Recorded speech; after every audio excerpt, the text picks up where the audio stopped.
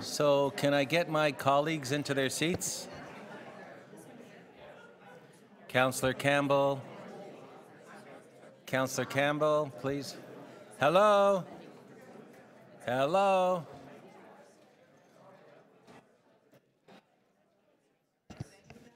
Sorry, can I get some order in the room, please?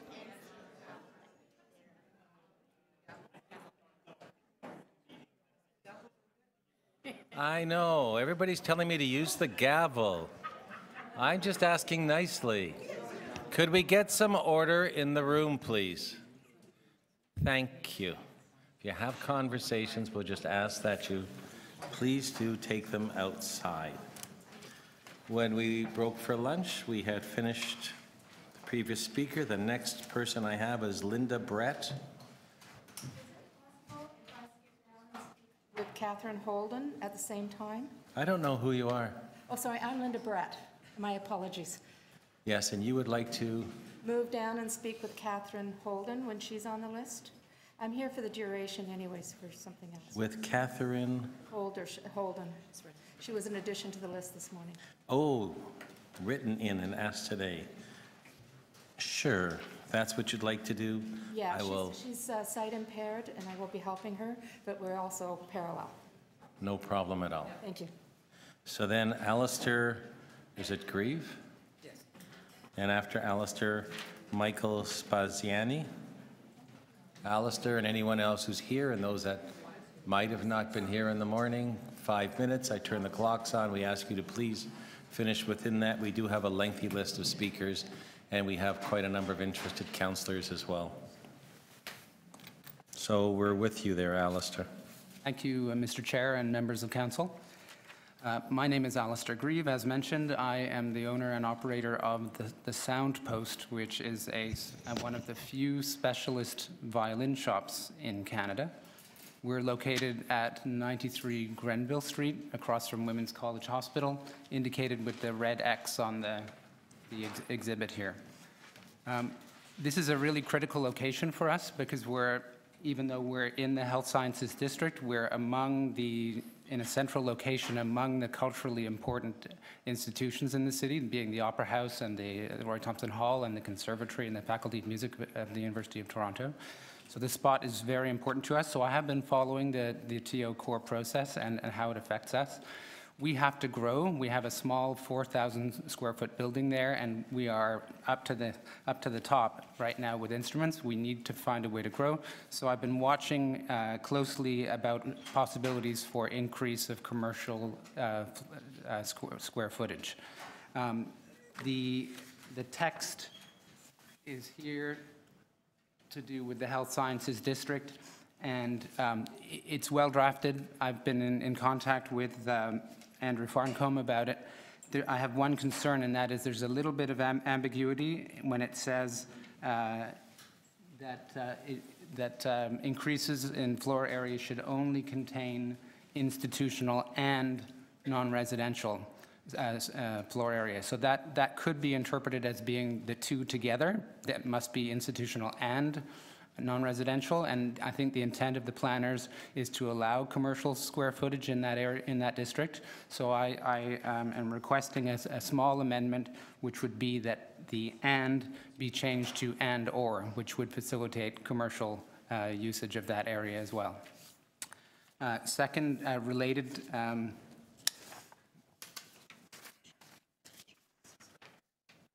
Small suggestion is that on map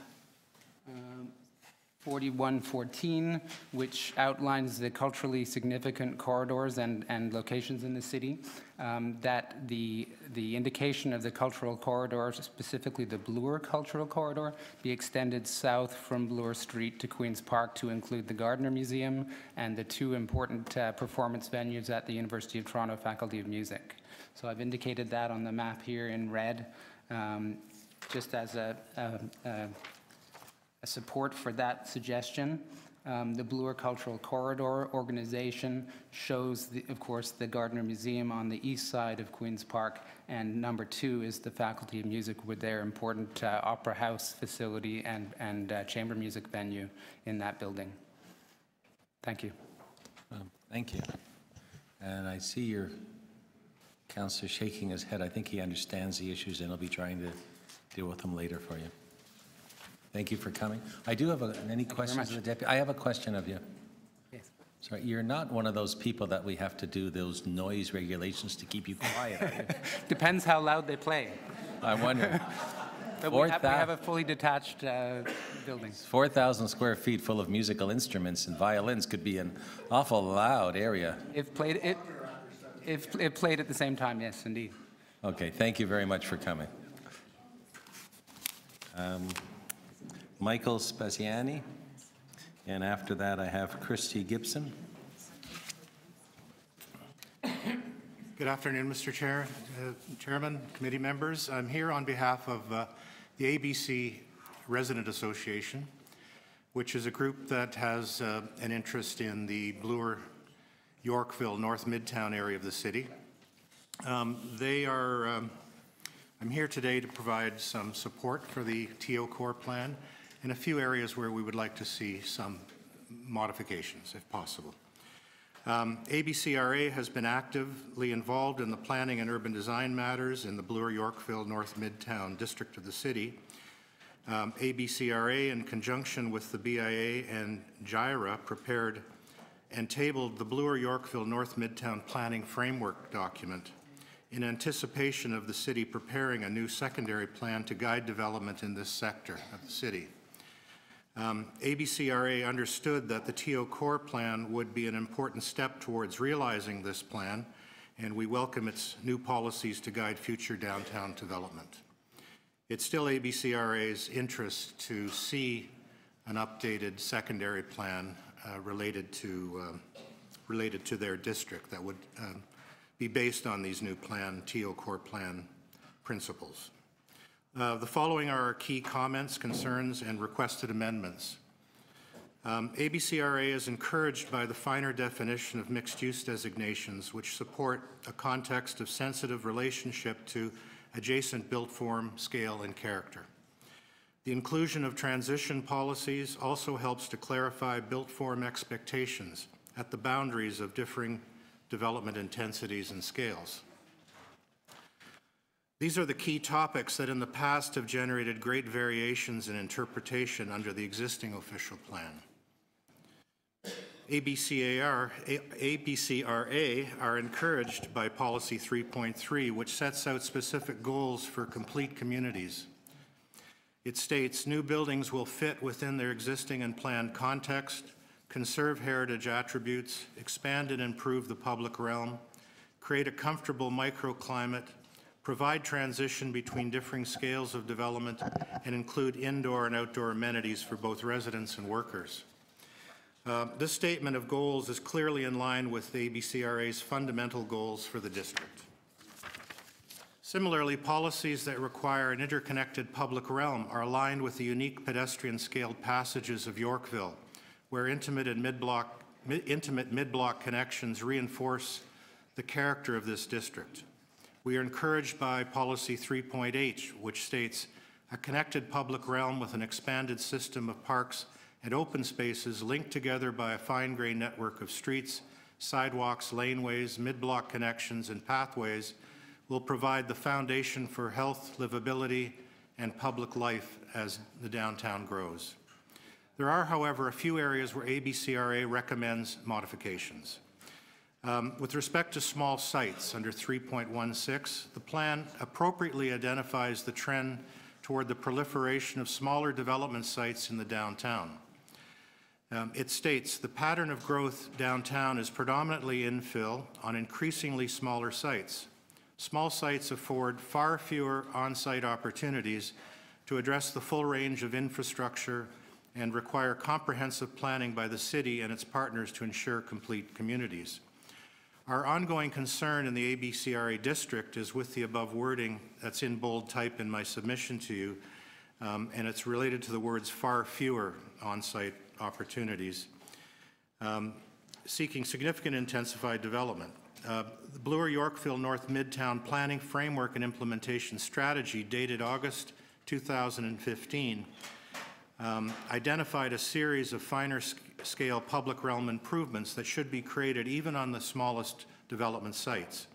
These include sliver parks and enhanced setbacks, enhanced intersections, among other public realm improvements. ABCRA would recommend the removal of the words far fewer in the text above and identify the continuing responsibility to provide private side public realm improvements on all sites independent of size.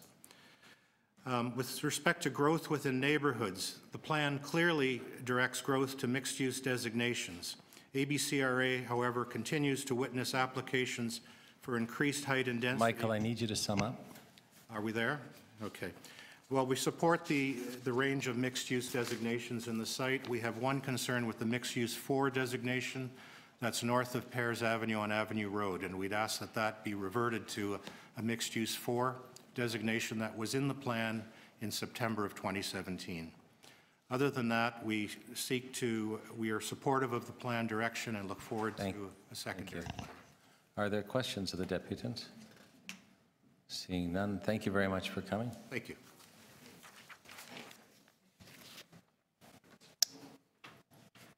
I have Christy Gibson, and then after Christy, Amy Shepherd. 5 minutes, afternoon. Christy. As you know, my name is Christy Gibson. I'm a lawyer with Castles Brock, and we are counsel for the Governing Council of the University of Toronto. We're grateful for the opportunity to speak with you this afternoon. As one of the city's largest landowners, the university's relationship with the city is undeniably important. The St. George campus role in the downtown provides significant amenity and employment opportunities in the city.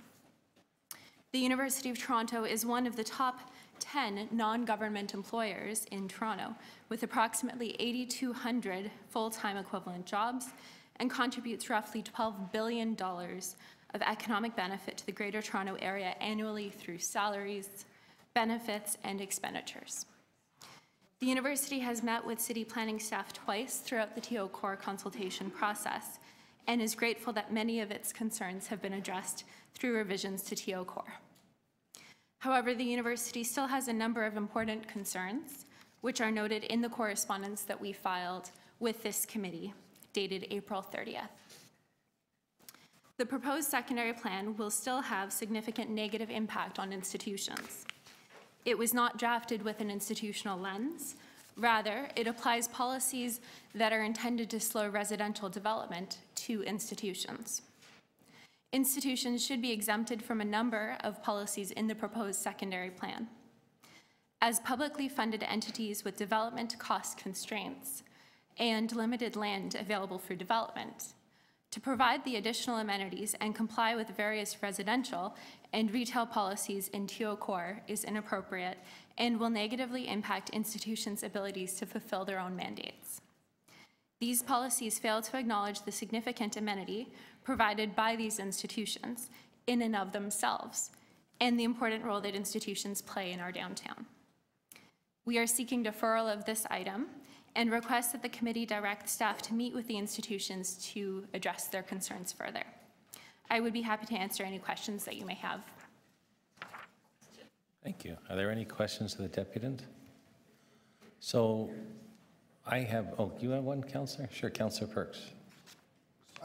So if I've understood you, you've met twice with, or representatives of the university have met twice with planning staff, and you want to defer the item so there can be another meeting.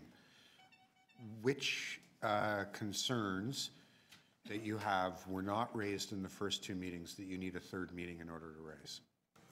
I'd be very happy to point you to the correspondence which we filed yesterday, which I believe you all have a copy of, and I'm happy to provide an overview. I have a lot of correspondence, and that's on this Of course. item, okay? I'm very happy to provide you with an overview. If there were specific things that you didn't raise in the first 2 meetings and are concerned about now, what would they be? So there have been changes to the proposal, as you know, to TO Core over the course of the last several months. And so since the last meeting that the university has had with the city with respect to this, there are clarified policies around the health sciences district, around the requirements on first responder facilities, community service facilities, and other public facilities, There's also been further clarification around unit sizes and dwelling room size policies, which should not be applicable to institutions. There's also been some changes to the near zero emissions development policies. And so those changes are also reflected in our correspondence and need further discussion with the city. And then finally, there's also some policies respecting setbacks in built form that have been changed since our last meeting with the city. And so we are looking to have a meeting with the city to discuss that further. I also believe that there will be at least one other institution represented this afternoon who will be making a very similar request to have further discussions with planning staff around institutions. Thank you, but I was wondering, Amy, Christy, on the same course. The items that you referred to, though, you did bring them to the attention of the planning staff, or they were brought to their attention at previous meetings. You're just not in agreement with what the recommendations are now, am I correct? So, not quite. We have raised concerns previously. So there were two letters filed previously with the city, as well as the 2 meetings which I've referenced. Those 2 letters are enclosed in the letter that we filed with this committee, so they're all in one package.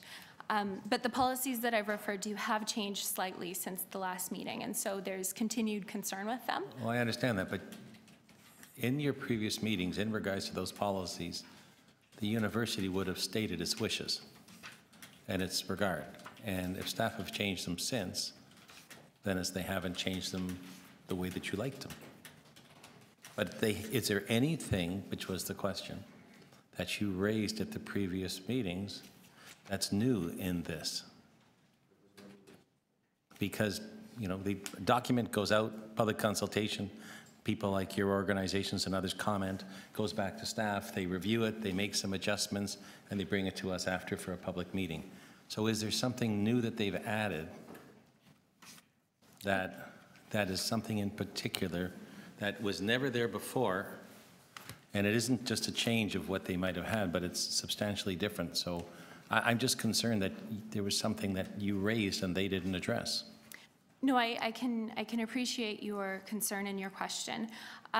There is, in addition to what I had referenced earlier, I can point you directly to the parkland contribution policies, which have changed, and I do not believe have been previously discussed with the city because of the way in which they have been changed.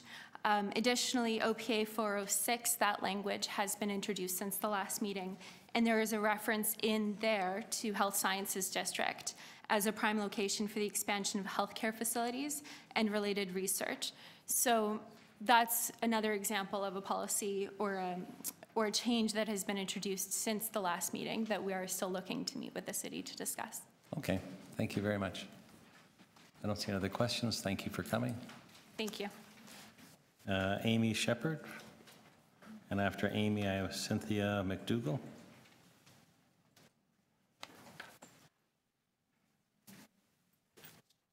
Hello, Mr. Chair. My name is Amy Shepherd, a member of the committee. My name is Amy Shepherd. I'm a planner with IBI Group, and I'm here representing EDEV Inc., who's assembled 9 property owners along Huntley. You've heard from 3 of them today, Mr. Frost, Mr. Oliver, and Ms. Volesi. In terms of their concerns with the current neighborhood designation on their property and how they have a very unique area within downtown Toronto that is surrounded by high-rise, high-density, mixed active uses on 3 sides, and their proximity to 2 major transit stations, and as such believe that the property is more appropriately designated for mixed use to facilitate higher forms of development. The proposed downtown plan is being characterized as one of the first comprehensive policy reviews undertaken in decades. However, the assessment of the policies and schedules only dealt with existing mixed-use areas, some regeneration areas, and institutional areas. Totally respect why there are certain stable neighborhood areas within the city that should be protected and maintained as is. But I think there are pockets within downtown Toronto that might have historically been designated for low-density residential, but today really no longer function or have the attributes that support that function. No highest and best use was done for these such pocket orphan sites within the city, and I think that there are key sites that should have been looked at, such as the Huntley Block. We did submit in December of 2017 a rather detailed planning justification letter, and as I mentioned, you heard from 3 of the residents in the block today explaining their experiences within the area and some of the challenges for maintaining it as a single-family, low-density street. We were of the opinion that the boundary of the mixed-use areas 2, which is now being called intermediate, was called transition before, should be extended southward in order to even off the block.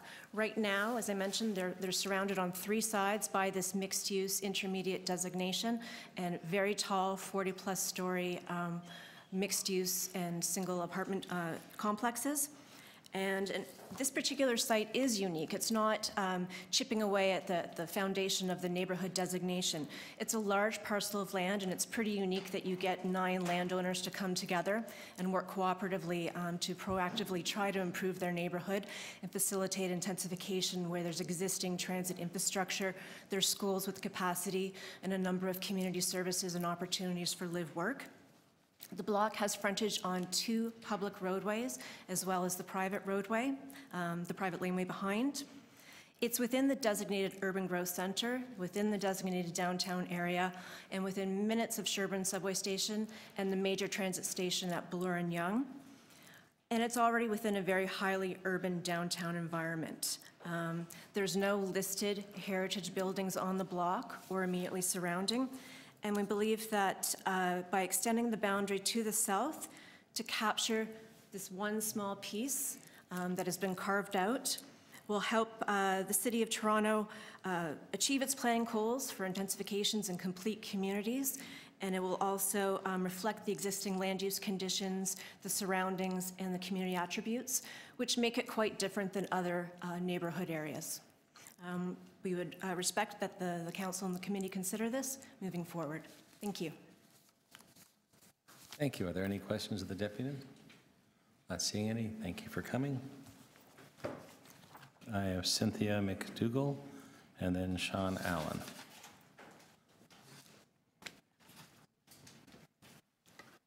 Good afternoon. I promise I'll be less than 2 minutes.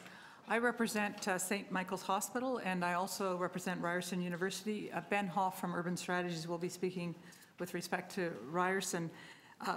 My request isn't actually necessarily a deferral. I'm just seeking support for the continuing dialogue, because the dialogue with my friends in the planning department has actually been quite useful and helpful. And I think it would be good if that could continue, because I don't want to take, and I don't expect to take, the city off its track for approving the downtown secondary plan. But our institutions provide important community services, support the infrastructure, and they have unique needs related to their uses. So I think that, in response to the chair's question previously about what's changed, one of the things that's happened, which is great, because I also represent hospitals in the district, the health district, is that the policies have strengthened in that regard. But the one particular hospital that's outside the health district that's of significance to our city is St. Michael's Hospital, and the same kind of policies aren't afforded to St. Michael's Hospital, which has a variety of different designations, including part of its site being in the financial district. So I'd like to thank you and just look for support for continuing dialogue to see if we can sort those things out. Thank you. Question from Councillor Campbell. So it's curious that you mentioned St. Mike's. They've just undergone there's been a major expansion of St. Mike's. Yes. What is your suggestion? Because it is in that particular sort of gray zone, I suppose. Yes. Well, some of the policies that support and encourage it, because you're doing a plan for long term. Right. And I've acted for St. Michael's Hospital since Kyle Ray for at least 20 years. And so there's continual expansions, but it's not actually recognized in the plan. And for example, one of their properties is identified as requiring 100% office replacement if it were to turn into a hospital, because it has doctor's offices. Where is that property? 61 Queen Street. 61 Queen Street. East. And so there's a number of properties, and there doesn't seem to be the same recognition that they're part and parcel of that hospital complex, which is unique, and then it's not part of the health district. So we're planning not just for the next 5 years, because I've been working very hard with the planning staff on getting the emergency ward built, and the local councillor has been very involved. So the immediate needs are obviously being addressed, but it's thinking about it from a long-term perspective. Is 61 Queen East the sole concern? No, some of the policies that support and encourage institutional youth and growth in the health district don't apply to St. Mike's, and perhaps they could be in an appropriate manner. Okay, thank you. Thank you. So we want to go back to members that are not members of the committee to ask questions. All in favor, opposed, carried. Councillor Quest, she had a question. Thank you for indulging. I just wanted to build on that. So as it relates to health institutions that are outside of the proposed health sciences district, you mentioned St. Mike's. I would also allude to the Western UHN, yes. To the ChemH properties, yes. At College and Russell. What suggestions, and your recommendation to carry on dialogue, which I'm certain our staff are keen on prior to this coming to council, what are some of the recommendations we should be looking out for that you would suggest in terms of strengthening the health sciences recommendations for those properties not in the district as it's defined? Well, put it this way, if in fact you were a traditional office building and you were then going to develop with a different use of a hospital, and you read the policies one-to-one correctly, office replacement. You'd actually have to replace it. That's just one example. I also think the institutional floor plate, and that does apply to the health district as well. I work for, as you all know, residential developers, and the 750 has a lot of cachet. I've never done an institution with a 750 square meter floor plate. And so when you look at the built form policies, you get the sense that different considerations will be at play when you consider a community use in the district versus outside the district, but the use is just as important. And you're juggling different interests, and you want to ensure that the priority is given to, obviously you want to make sure it's compatible, but if you're delivering an emergency ward or you're delivering a hospital, the built form needs are very unique. Mm-hmm. Okay. No, and I'm sure that dialogue will continue. Thank you. Chair, thank you for the indulgence. Thank you very much. I don't see any other questions. The next speaker is Sean Allen, and then Benjamin Huff. Have I got Sean here? You're coming up so hesitantly. I am Sean Allen, and I want to thank you, Atioko, and everybody here for having me speak. I appreciate it. I'll make this quick. I'm sure you've been hearing people talk all day. So for me, I just wanted to address a couple things. The first being that we have zoning downtown. So you have the Health and Sciences District. You also have this financial district. I think it would be wise to look at broadening this to a convention district. I want to give a nod to the good folks at Unifor Local 7575, the hotel union for Toronto. Can you speak a little louder, Sean? Yeah, for sure.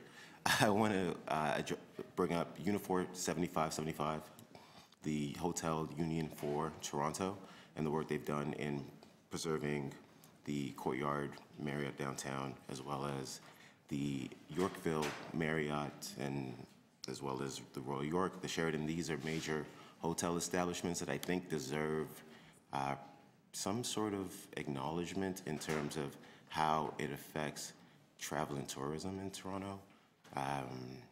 With the announcement from the Prime Minister the other day about what's happening in Vancouver, and there being tech conventions coming to the city, starting at raising all kinds of money for all kinds of different sectors, upwards of the hundreds of millions of dollars. 143 was the last quote that I heard shot out. It would be wise to know that if you're attracting so many people to the city, this great city of Toronto, they need places to stay. They need convention centers to host these events and to make our city viable and competitive in these markets. is very wise. You want to attract that kind of attention, and if we don't look at hotel rooms the same way that we do with replacing office buildings, offices in buildings, when we tear them down to rebuild and make them brand new and shiny, we end up in a very precarious situation, because where will all of these people stay when they come to the city?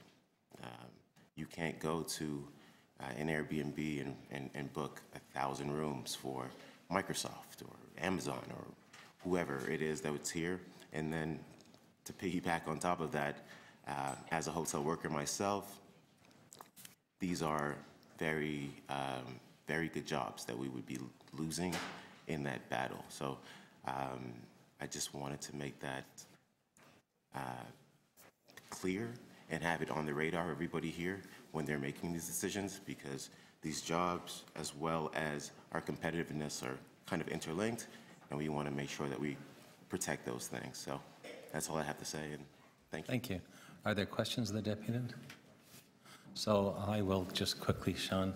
So what you're, if I understand, cutting it down, your concern is that hotels can come down and not be replaced with the same number or rooms, and therefore there might not be enough space for tourists in the city.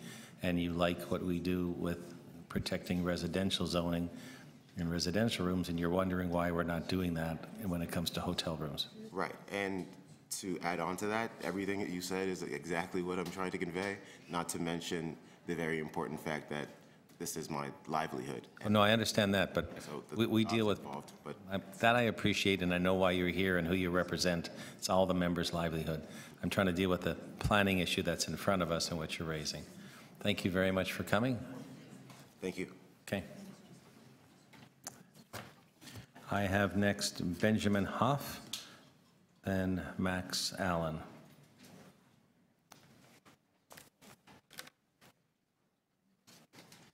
Hello, and thank you for letting me speak today. I'm Benjamin Hoff with Urban Strategies. I'm representing Ryerson University and echoing some of the sentiments of some of the previous commenters.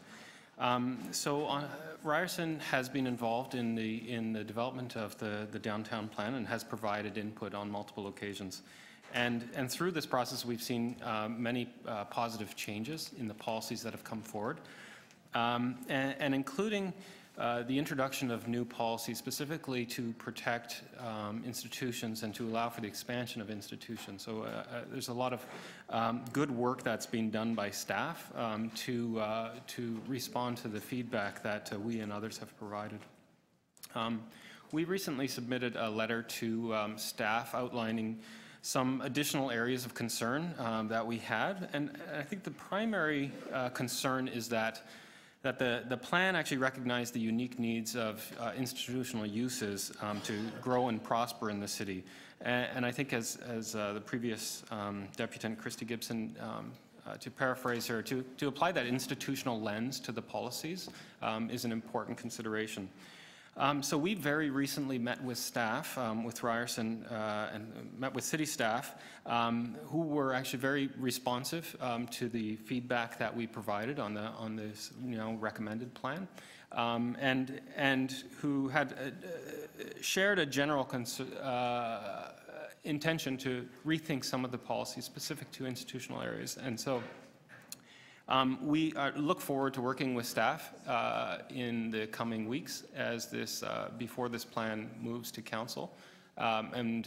We don't request specifically a deferral, but that we have those opportunities to continue to refine the policy to better reflect and respond to the unique needs of institutional uses. Thank you. Thank you. Are there any questions? I don't see any. Thank you very much for coming. The next deputant I have is Max Allen. And after Mr. Allen, I have Chris Spoke.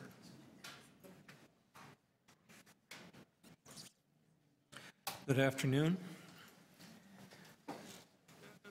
I represent the Grange Community Association. Let me say first what we support that you've heard already or will hear. The Garment District Neighborhood Association is a colleague of ours in the Residents Association business, and they have suggested, and you have the material in front of you, a amendment to section 8.28. We agree with that suggestion. Item 7 on the list this afternoon includes the speaker, Sita Ramkalawansing, who many of you know. She's had to go for a teleconference. The Grange Community Association supports what she has to say, and you've got it in front of you.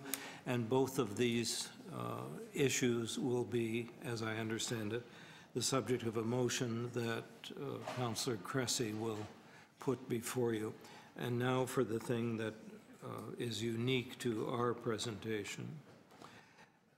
The Grange Community Association covers the area between College Street and Queen Street from University Avenue to Bathurst, and going across the middle of that area is Dundas Street.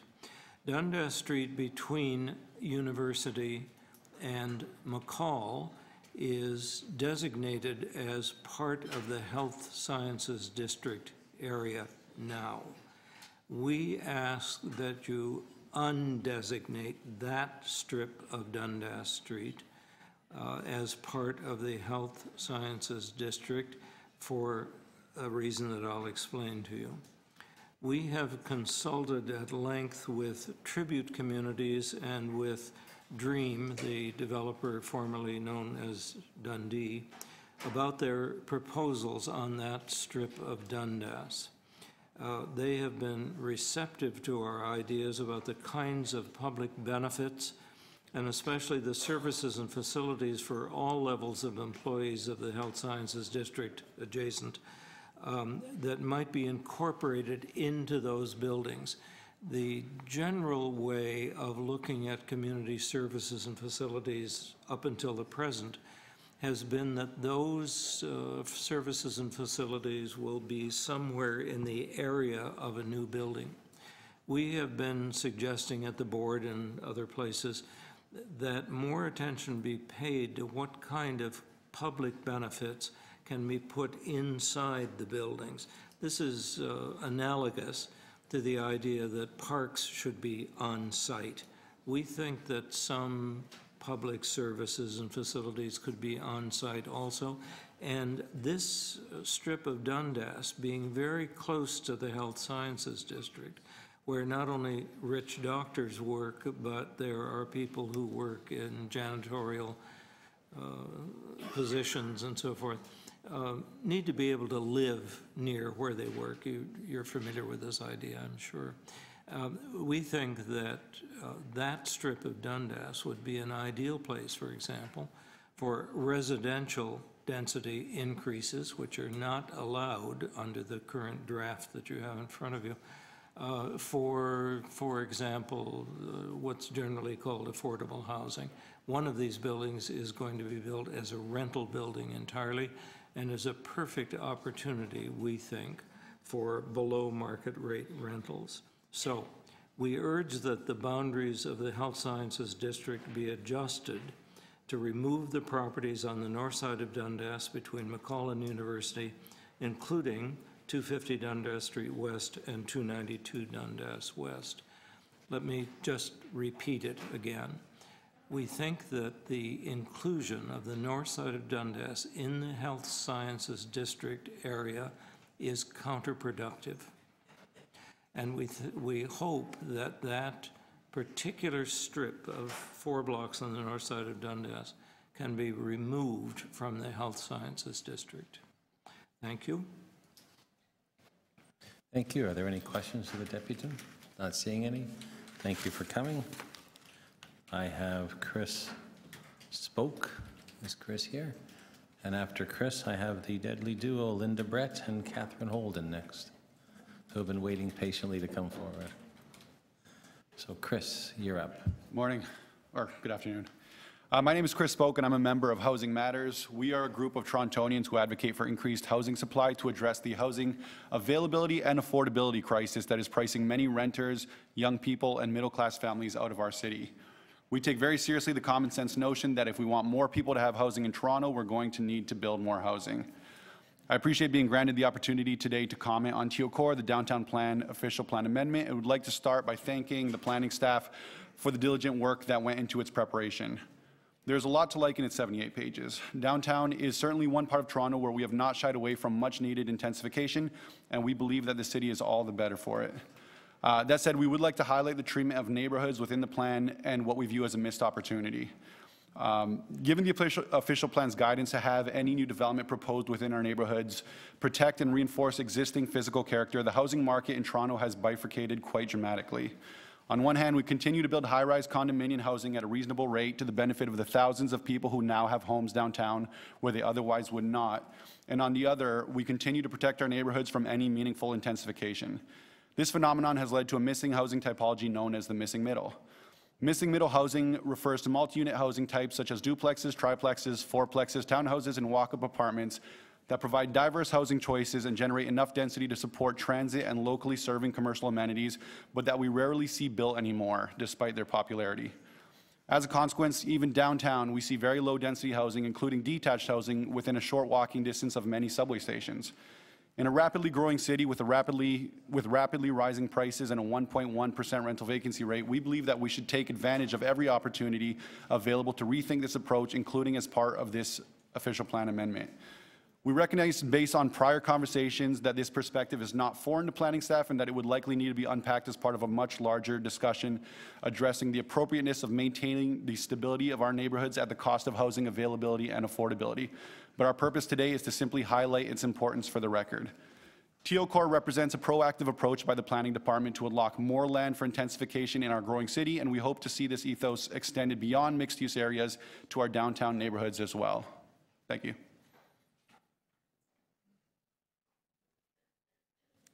Are there any questions of the deputant? Thank you very much for coming.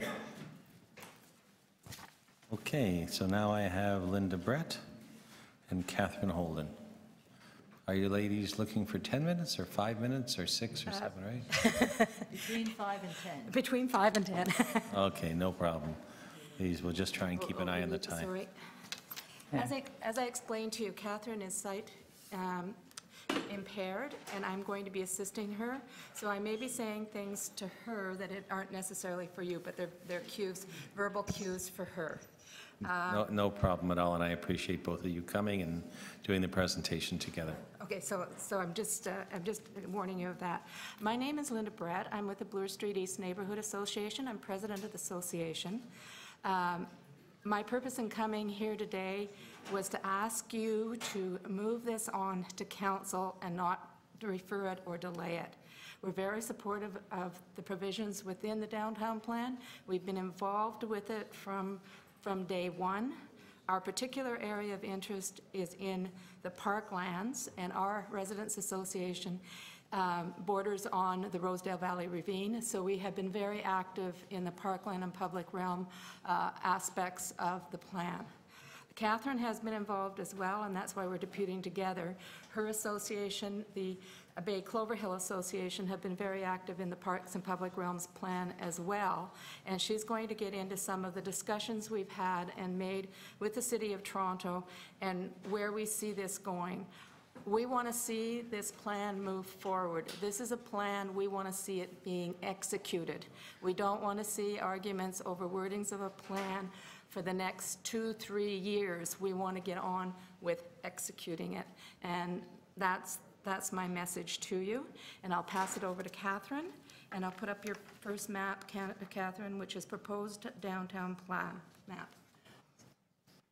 Good afternoon, members of the Planning and Growth Management Committee. As Linda mentioned, I belong to the Bay Clover Hill Community Association, and I'm a member of the executive of that resident association. We represent 1 square kilometer in downtown Toronto in an area that is growing very rapidly. The map that you see in front of you is taken from the policies section of this document before you that we're hoping you will pass forward to City Council with your approval for their approval. So this map shows us as a community how much of that downtown space is actually being considered for densification. And some of those X's of mixed use are really on places that are small, viable neighborhoods right now. And that's part of our real interest in being very active in this whole process of the policies for the TO core. Let's go on to map 2. Map 2 is proposed downtown plan, No. mixed youth growth. It's really proposed development, isn't it? Mixed use area 1 growth. Okay, carry on. Can I see it? Yeah, that's right. So this one shows how you have trimmed it down to the part of downtown Toronto that you're focusing on right now for intensification. And Linda's going to put her finger on the place where we live, which is right at Yonge Street between Bloor and College and Bay and Yonge. And that is really, well, it's been called center ice by someone I know, and it is really very, very active in terms of development. And that has shown to us that we need to be proactive in what we think is important in our community. Let's go on to map 3. Two things are my focus. One Linda has mentioned. Parks District. Yeah. One that Linda has mentioned is parks, and the other one is heritage. So in the parks districts, district number 11 on this map is, believe it or not, Bay Clover Hill Green Pedestrian Loop.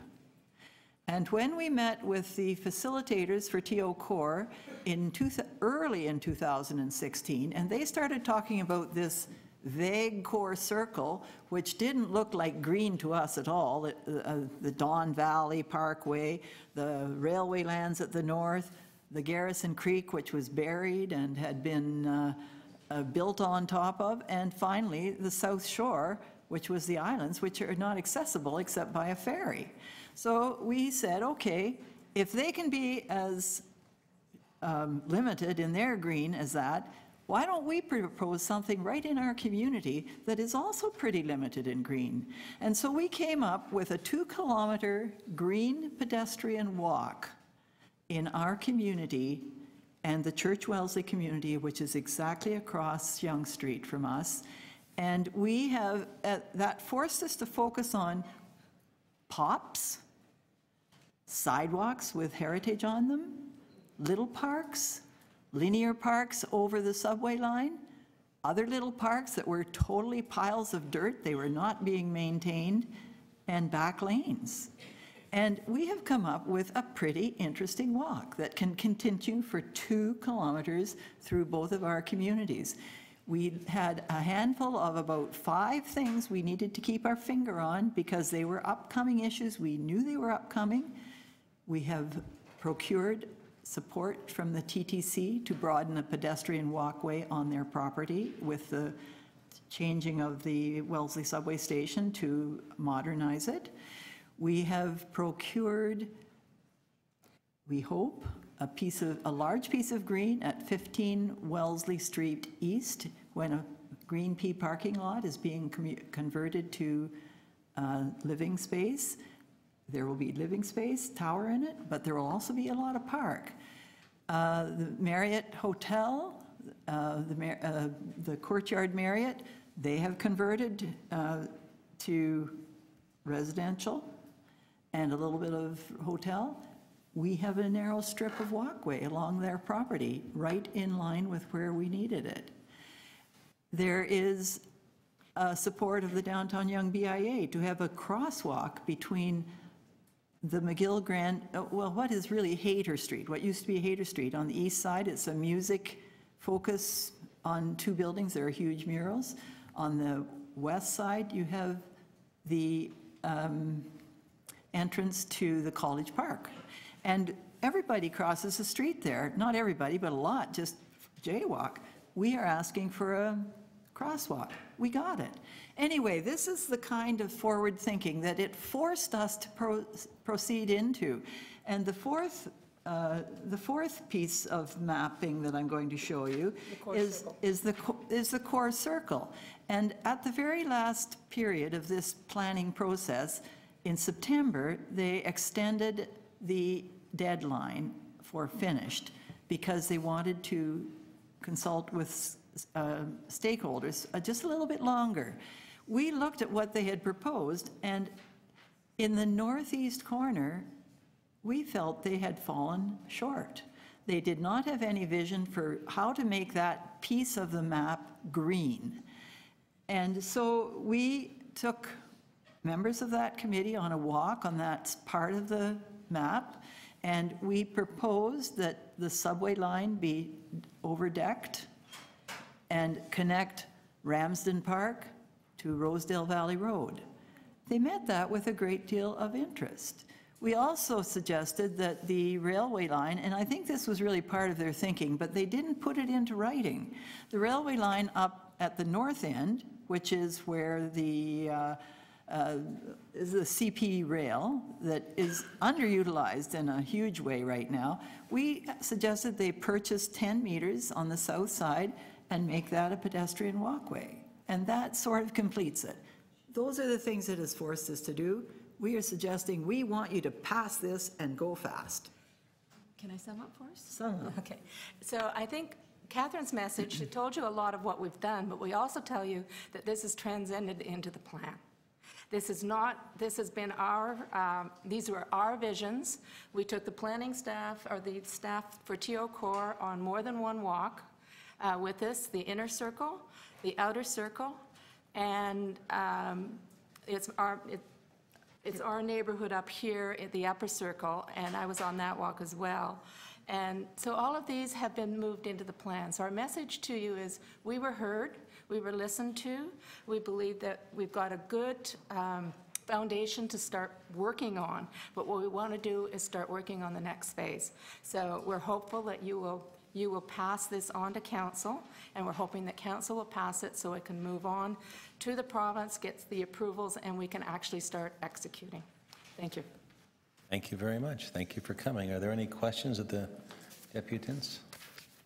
Thank you. You were very thorough in what you did, and I appreciate the clarity in it, and I'm quite pleased to hear that you're happy with the work the staff have done within the plan for the parks and the green spaces. It's nice to hear. Thank you. Thank you. Michael Rosenberg. Michael, you are next, and after Michael, I think it's Sue Dexter.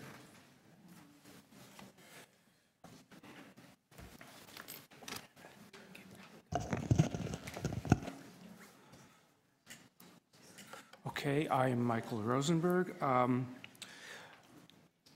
Just in terms of overall direction, I mean, there's many things in this document, and I think that it can just as easily be seen as a document about what to slow down as a document about what to speed up. And it is good that you do have multiple different types of mixed-use areas. So one of the things that a lot of people have been asking for a long time is starting to happen, but I don't think it's happening in the best way possible. Overall, there's a number of things that could be very different about this document if we had a different philosophy. I mean, I would like to just point out that there are really three different downtowns. There's the core business area, there's the architectural downtown, and there's the sociological downtown. And since this is a planning document, the downtown should mainly refer to the architectural downtown. And this downtown is way too big. The real downtown that you should be looking at is essentially between about Huron and Jarvis, and maybe one or two streets north of Bloor. So those are some of the sort of philosophical questions about what the overall planning context should be, and the fact that we really don't need to have intensification as the primary thing that happens all in downtown. There are supposed to be other centers in the city, and a more moderate level of density could be looked at in many parts of the city, so that there are overall sort of philosophical differences, and I think it is reasonable for people to come to city councillors even on issues that the staff have not actually done, even though it has been said to them. Well, they didn't do certain things, so people can come here. So if I was really rewriting this, I would take a somewhat different philosophy on many parts of it. But in terms of the one thing that I think most is of concern and can be done with a relatively small number of changes is the issue of mixed-use areas.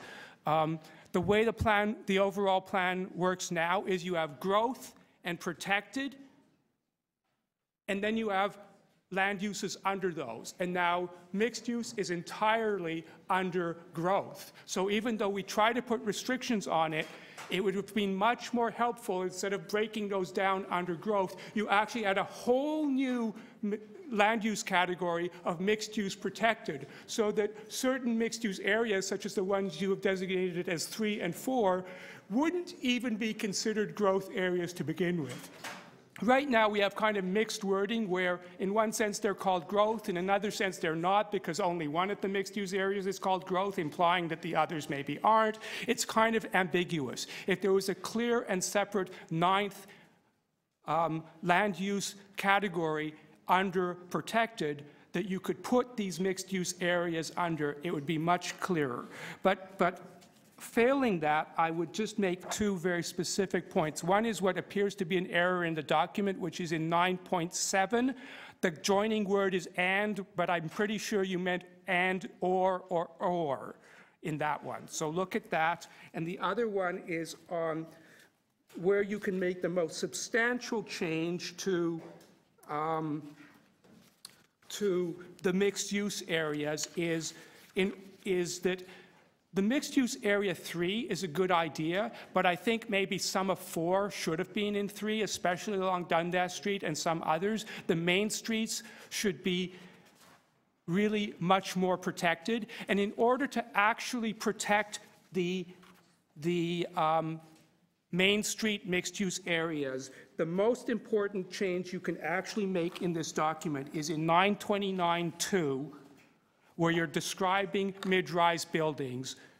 Instead of saying 80% of the right-of-way, change that to a 45-degree plane above the 3rd story, which would be approximately 12 meters, or 80% of the right-of-way, whichever is less.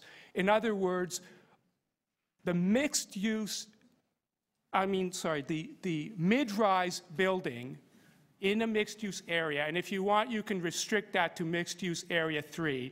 But a mid-rise building in mixed-use area 3, the main streets, should have a 3rd story, and then the angular plane of 45 degrees begins at that point. Are you done, Michael? That is my most specific and concrete recommendation. Thank you. Okay, thank you. Are there any questions of the deputies? Not seeing any. Michael, thank you for coming. I got Sue Dexter, then I have Tracy Jenkins after.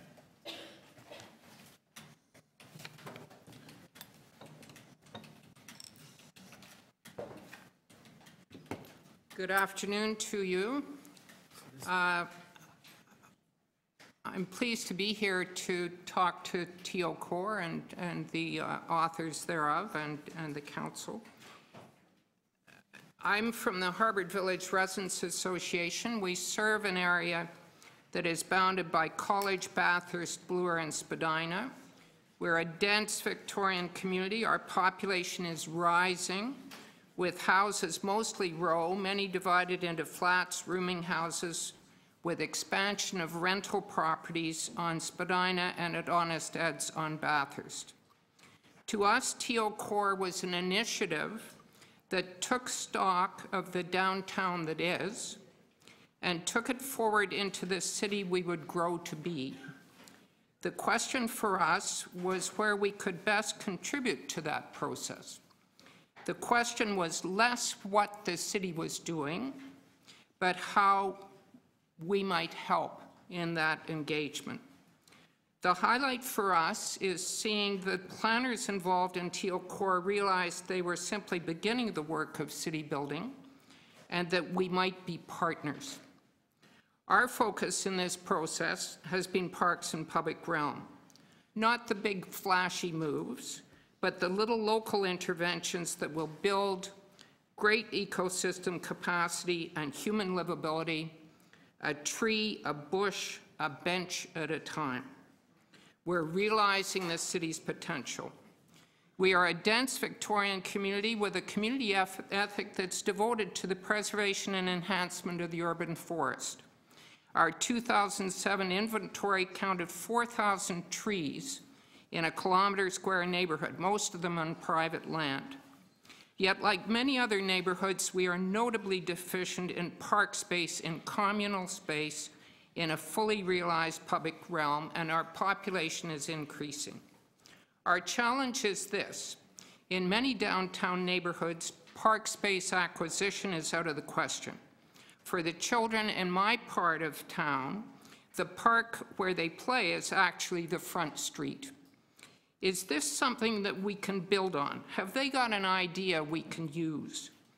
Our Green Master Plan in Harbour Village seeks to repurpose the city's flanking boulevards along main streets and our laneways into green spaces. In the same vein, we have seen unused land become an urban park at the Bentway. Could this same kind of thinking change our neighbourhoods? Our internal streets are about 20% of our land area. 600 kilometres of sidewalk, 300 kilometres of street. Are these local streets actually unrealized public realm assets? Are there more naturally adaptive ways to calm and handle traffic and parking? We hope we are correct in seeing the TO Core proposal for pilot studies in Chapter 7 as being a way neighbourhoods such as ours could collaborate with the city to transform our inner neighbourhood streets so they are walkable, green, playable, and places of sanctuary, public places.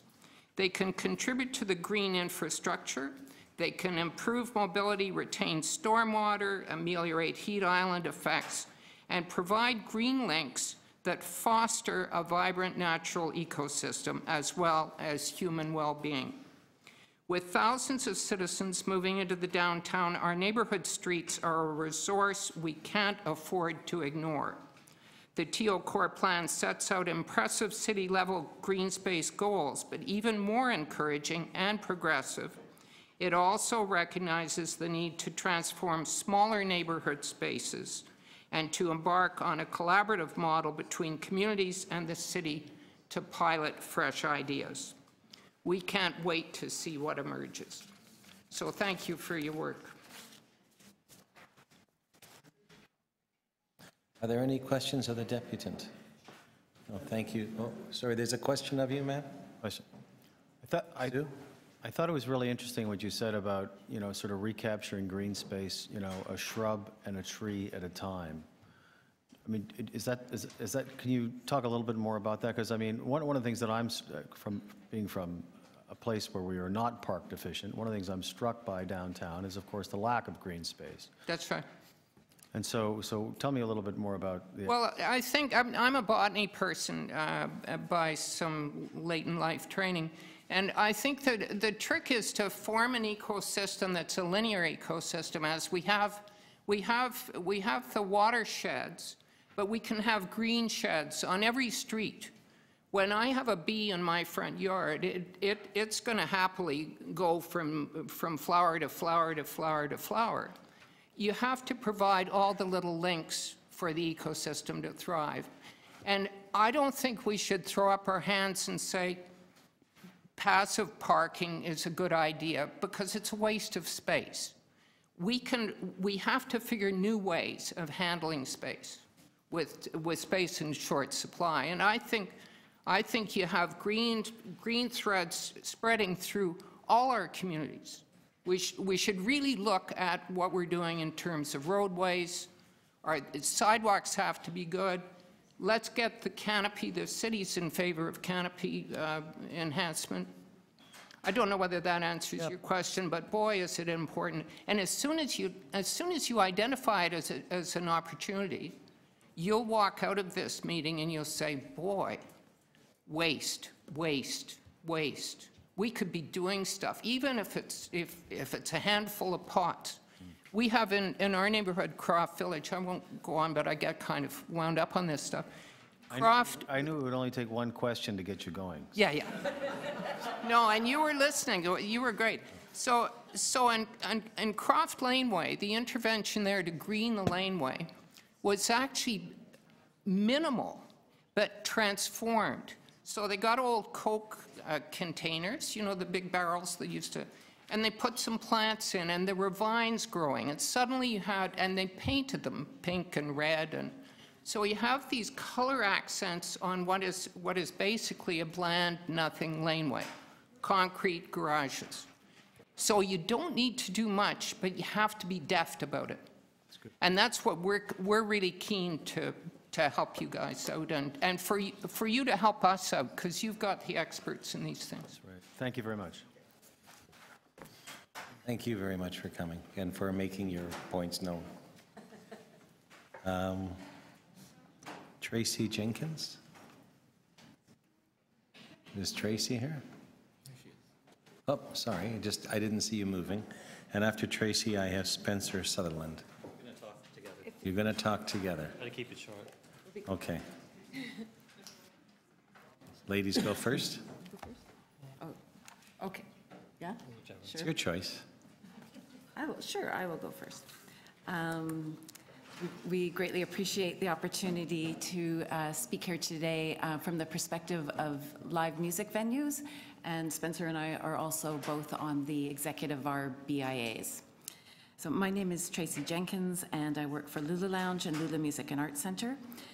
Lula is a center for many cultural communities where people of all generations gather, share their music, create new works, socialize, and study. We know that real estate agents and developers refer to Lula Lounge when they are enticing clients to buy in our area. We see listings in the neighborhood that boast that a property is just around the corner from Lula. And a few years ago, when a construction began on a development across the street from us, we saw that our logo and images of Lula Lounge had been used on the development's ground floor facade. We gather as an indication that the neighborhood is a culturally thriving one. We feel very proud that our work is seen as contributing to the cultural vibrancy of our area, but we're concerned that those attracted to the neighborhood by the commercial mix that includes live menus like ours and Baby G across the street, that some of these people may later object to our activities, that they may complain about the noise that inevitably comes along with when people gather to enjoy music that they love. While we're not located in the downtown core, we want to speak about the pressure that development places on live music venues. So that's why we're here. Since gathering for live music and dancing is part of creating a healthy neighborhood, we see it as crucial that live music venues and the contributions that they make be taken into consideration in the planning process that's before us. The Agents of Change principle is a crucial element in protecting live music, as it places responsibility on the new development to take responsibility for ensuring that existing cultural activity is not encumbered by new construction. We applaud the inclusion of agent change in the elements in the TO core plan, and hope that this principle will eventually be expanded to include neighborhoods like ours outside of the area. So Spencer's going to speak some more on that. I grew up in a small town, and I raised two small children here in the city. I'm certainly no stranger to the challenges of livability and raising a family in the city. But what I'm here to speak to today primarily is not exactly that, but rather what brought me to Toronto in the first place, and that was its cultural vibrancy. For the past 2 decades, I've been contributing to that vibrancy as a business owner of a music venue on Queen West for 10 years now. And I led the local BIA, the Queen West BIA, for 8 years, during which time it was hailed as the second coolest neighborhood in the world. And I continue as co-chair of the Toronto Music Advisory Council, where we've been trying to address the issue of alarming rate of live music closures in the past couple of years. You've heard it said today that the music brings people together, it transcends our cultural boundaries, and it's also the greatest cultural export of our city, of our local culture. And we're concerned about live music venues, not just in the downtown core, but throughout the city, and not just within the cultural corridors of King Spadina and King Parliament, where, to the best of my knowledge, there's very few or no music venues within those specific areas. The issue of music venues is in every neighborhood in the city, both culturally and otherwise. And we very much commend the work done on the secondary plan, which speaks to the importance of music venues, that asks that they, specifically items 1210, 1211, and 1212, that encourages the ongoing development and protection of them. But not limited to those cultural corridors, because the decisions and the policies that are developed for this plan will affect not only the downtown neighborhoods, but in fact will spill over throughout the city. The most important concept, I think, in our industry is the concept of the agent of change, which is crucially important to develop a vibrant, mixed-use city of Toronto. I'm no stranger to densification. I've spent several years of my life in cities much denser than Toronto, and I very much look forward to what this city is destined to become. But I think it's important, and I certainly try to do my best to preserve its cultural assets, and I hope you will all keep that in mind as this plan moves forward. Thank you. Questions from non-members of the committee? Questions from members of the committee? Before you go, I actually do, Spencer. So you're chair of the Toronto Music Co-chair? Yes. So my question, and I support what you're saying, and very much support the opportunity for live music, for other types of live venues, for shows in the city, and understand how difficult it becomes when you have an older space that might be less expensive, and then it has all these development opportunities, and either gets torn down or taxed out of the realm to be able to rent it. So my question is, are we doing enough to protect those venues, both live music and other live shows and theater, in this plan, and in particular in the other work we're doing with economic development, or could we do more? Well, and I phrase that because recently, to protect the film industry, we actually went out and spent tens of millions of dollars to buy a studio that we're now going to lease out and we'll end up subsidizing. So if we can spend it on that, are we doing enough to support the needs of the live music and other entertainment industries, in your perspective?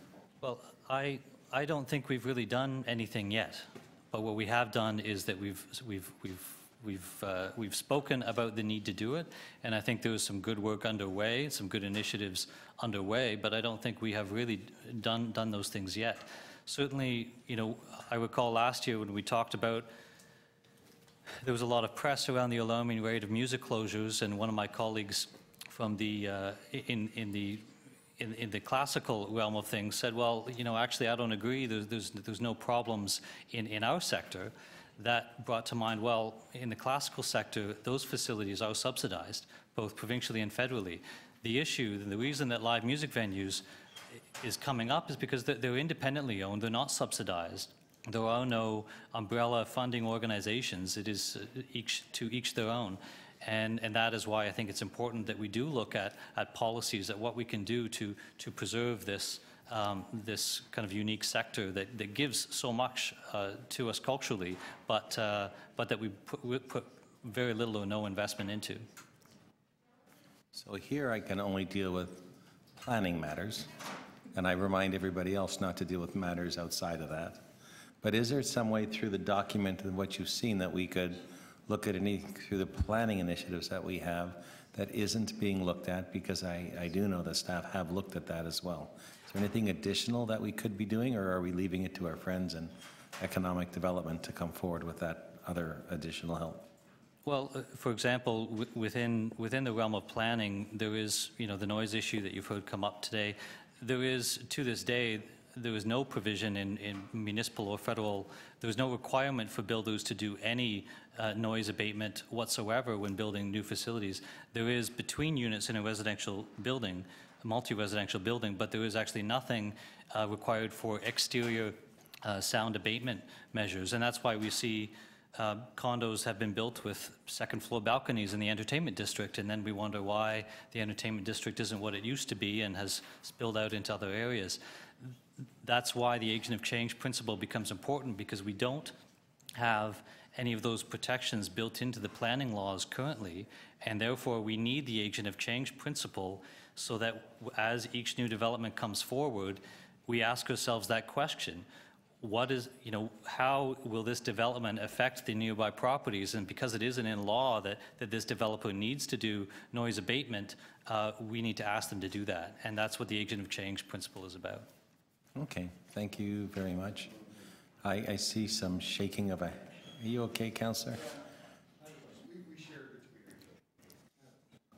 Councillor Campbell, questions of the deputy. You mentioned Lula Lounge and some developments going in the area, and they're extolling the benefits of being close to Lula Lounge, but once residents move in, they're less enthusiastic about it. So far, we haven't actually had any problems. And in the whole 15 years that we've been operating, we've had maybe a couple of complaints that we were always able to deal with by dealing with our neighbors. This is not an emerging and growing problem.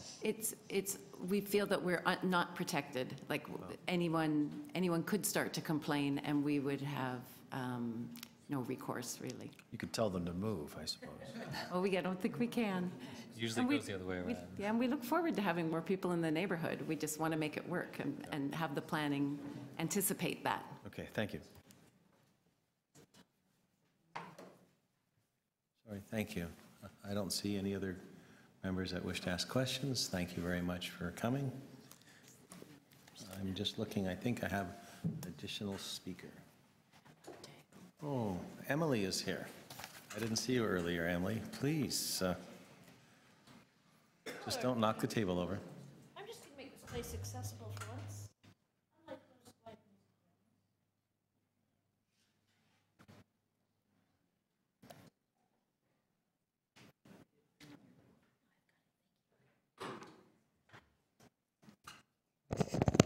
Hey everyone. So my 5 minutes has started, and I'm going to use it to say three things. One, I love the idea of Teal Core, but I see a few problems in it, and Councillor Chirosi is going to know exactly what I'm speaking of.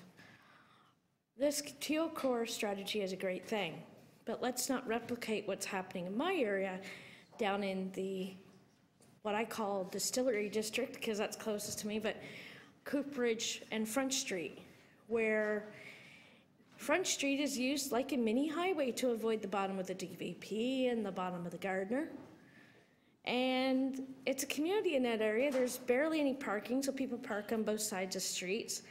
And people in wheelchairs, there's about 60 of us in that area. Yet there's no amenities for us. Parents are even afraid to let their children go to the gorgeous park at the underpass park because of traffic, because people race through there like it's a highway. I love the downtown core, but so little is actually wheelchair accessible. And hitting on the live entertainment scene, Lulu Lounge, I only dream of going to see you guys. As my friend Andre Arruda would say, he was a comedian. He rode around on a scooter. He was well known in the disability community. Unfortunately, he passed last year. He would say, where my wheels can't go, my money isn't going. And those of us with disabilities, we like live entertainment. We like being able to use local stores and local community spaces. But when you don't make plans to include people with disabilities, when you don't make a plan, especially the downtown plan, that fixes the tiny little space you can actually use on curb cuts, Bay Street, outside of City Hall, I can only use one side of the crosswalk because the other side, there's about this much space. So to make a proper downtown plan, we need to think about everybody. Our population is aging. We're not getting any younger. And I love it when councillors chat when people are speaking, because then they're not listening to the actual knowledge of people that use downtown every single day. 90% of our social services are around downtown, and a lot of them are not wheelchair accessible. So how do we do a TO core plan when there's no actual plan for absolutely everybody? We want to build affordable housing, but how many of that is actually fully wheelchair accessible affordable housing? How many people are going to have to move out of their homes when they become disabled? I want to applaud Councillor Chiosi for her fight for us in our area. But I can tell you from firsthand knowledge, the condos being built, the people building those condos, they don't give a darn about people around them. We have trucks blocking the curb cuts all the time. We have condo buildings where it's so noisy that people don't sleep. They start up first thing in the morning and people are doing night shift. Well, c'est la vie. My mom lived at Church in Carlton. There's a huge condo project going in there. And from her window, all she can see is this big pit. Unfortunately, she passed away, or I'd take pictures of it. But I want to remind City Council, when you think of these grandiose plans, like the TO core strategy, you have to think about another realm.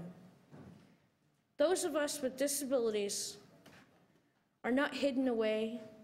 We are not shuttered institutions.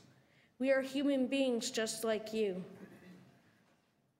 Though 85% of us can't get a job because people would rather hire people that won't stay in the job rather than hire somebody that value the job. I would love to go see live music. Prices are prohibitive. Accessibility is prohibitive. So how are you going to make it accessible for all? As I like to say, no challenge too big, no idea too small. You might want to get used to that idea, because guess what? Start listening to the people that live downtown. Thank you. Are there questions for the deputy from my colleagues? So I do, Emily. In listening to your deputation, part of it was what's happening currently, ramps being blocked, ramps not being in place, accessibility. Well, we all were up, so I'm supposed to ask you the question. So I understand that, and that is not something that is new to these planning documents. I believe these documents are talking about the public realm and how it's supposed to be made better. So in that regard, I don't know if you've seen what's in the plan. Is it enough, or? Because that's what my question was of staff as we're going forward, to trying to understand the issues. We can't deal today with the ramps being blocked during construction, or the snow dot being cleared, or there not being a ramp. That we should be dealing with anyways. That's our responsibility, and we should be dealing with it. What else could we add to this, or what haven't you seen in here that I can ask staff about after we're finished? And this should be here. Two things. One, the most important part, and all city documents should have this, any reports, is not just a equity focus, not just a diversity focus, but how is each of these items going to affect accessibility? How are we going to improve accessibility in this city? How are we going to make the city accessible for all? How are we going to make downtown work for all? And the one thing that annoys me more than anything else, and this is something that has bugged me every time I come to City Hall, how is it that people coming by streetcar, people coming by bus, how is it that there are poles in front of City Hall? Now, I like security and all, but there's also sidewalk in different buildings that goes from level to steps with no warning for the visually impaired. Curb cuts that direct out into the intersection. So I know that that's what we have. Right, but what are we doing about it? What is TO Core? I do not see anything in TO core plan, and I've read it cover to cover 4 times. I've had it read to me audibly by my computer twice to just make sure I'd read it all. I do not see anything in there that makes these realms and fixes the problems we've been facing for so long. Okay. It's like City Hall. The only accessible doors for the media and councillors. For the rest of us human beings, we've got to struggle with big old wooden doors. Okay. So TO core is the same thing. I will ask. The thought of accessibility is not there. Okay. Thank you very much. Anyone else with questions? Thank you very much, Emily. If I have it right, Emily was our last speaker. So now we have questions of staff from non-members. Something you don't understand of the report, Councillor Cressy? Thank you, and I'll direct my questions to our Chief Planner, and I'll let him pass them along as he sees fit. On the Parks and Public Realm strategy, I noticed that one of the recommendations is the development of a new alternate rate for Section 42. Where is that alternate rate, and when is it coming forward? First question's getting passed. Okay, Anne Marie. Through you, Mr. Chair. So the way, in order to make a new alternate rate, the first thing that has to happen is there has to be an official plan policy and a parks plan approved. So in the downtown plan before committee today is the new official plan policy around an alternate rate. The next item up on the agenda is the parks plan that will support that. And then there's direction for staff to report back on a new alternate rate, which we can do in early 2019. We cannot put forward the new alternate rate until the policy is actually approved. Okay, and now to be clear, because I know this was in the previous principles update for TO Core, we have identified that in downtown we are under collecting, and thus when we're looking for an alternate rate, we're looking to increase that rate. Is that correct? Yes, and that's reflected in the policy that basically the alternate rate be commensurate with the intensity of development. Okay, so the official plan, if this is approved by council, this OPA, along with the parks plan for this area, building on that, a new alternate rate would come forward in early 2019 for consideration by council. That's correct. Okay. One of the recommendations around linking growth with the infrastructure strategies and coupled with the complete community assessment that we're now going to do on rezoning, what triggers are in place to kickstart that? So where is childcare, for example? Do we have a trigger that says if there aren't a certain number of childcare spaces in a neighborhood, you can't build this until it's there? Do we have that for parkland? Like, what are the triggers in place to link the growth with the infrastructure strategies? Maybe I'll start and staff can supplement. It's going to work two ways. One is we have done the 5 infrastructure strategies. They are in various states of finish, if you will. So for example, we've identified a aggregate quantum of childcare spaces that we see as being needed on the horizon, considering the amount of growth that's being projected. So the divisions, all the program divisions, are lining up inside these 5 infrastructure strategies to understand what the city needs to plan for that level of growth. That will inform future DC bylaws. It will inform 10-year capital plans and other program plans that various divisions have. So that's kind of on the city side of the ledger. On the private side of the ledger, for developers who want to come in and look at site redevelopment, they will be asked to do a complete community assessment. We will have the infrastructure strategies and all of the supports necessary to make those infrastructure strategies real and alive and evolving. They will have that information and they will be able to identify opportunistically in that area. Has a community center been identified, for example, in the infrastructure strategy? Are there other gaps or deficiencies in that area that need to be planned for? So through that complete community assessment, staff will be in a much better position to identify the need to fill that, to address that community infrastructure. And the trigger will be the actual rezoning application, where we will have that conversation. So the implementation of these strategies, were the intention working with the divisions in various stages of completion on them. The DC bylaws will in turn help to inform investment and allocation of spending, the 10-year capital plans. Can we be doing a better job of aligning downtown Section 37 with these strategies across the wards? So ultimately, through the DC bylaw, the Parks Levy review that's underway, the city can also turn to Section 37 and better calibrate the Section 37 ask, if you will, against the known infrastructure needs coming out of the infrastructure strategies. So the answer would be yes. And I mean, we should be doing that now, and we do that, but we can do that better through this programmatic method through the infrastructure strategies.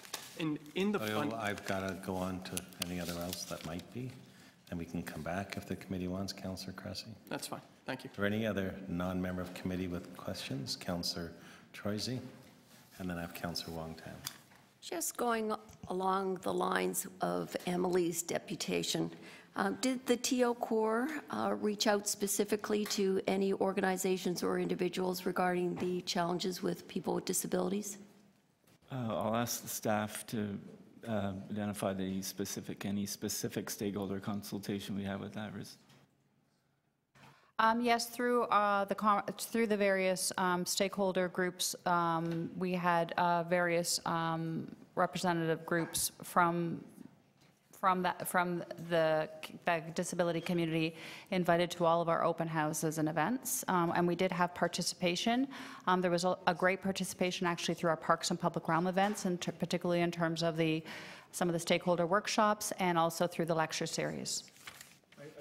I would just add that Councillor, that the policies in the Parks and Public Realm section of the plan speak specifically to functional spaces that are connected, safe, comfortable, multifunctional, and accommodate people of all ages and abilities year-round. So it, as a principle, as a matter of principle for a plan at this scale, it is there. And of course, through the execution of, so that's the public policy, through the execution of specific plans, that would again be visited as things are actually designed and drawn up through capital plans. Sorry, I'm not clear in terms of the community meetings. Were you suggesting that they were invited, or was there a specific group, an agency group that represents this population?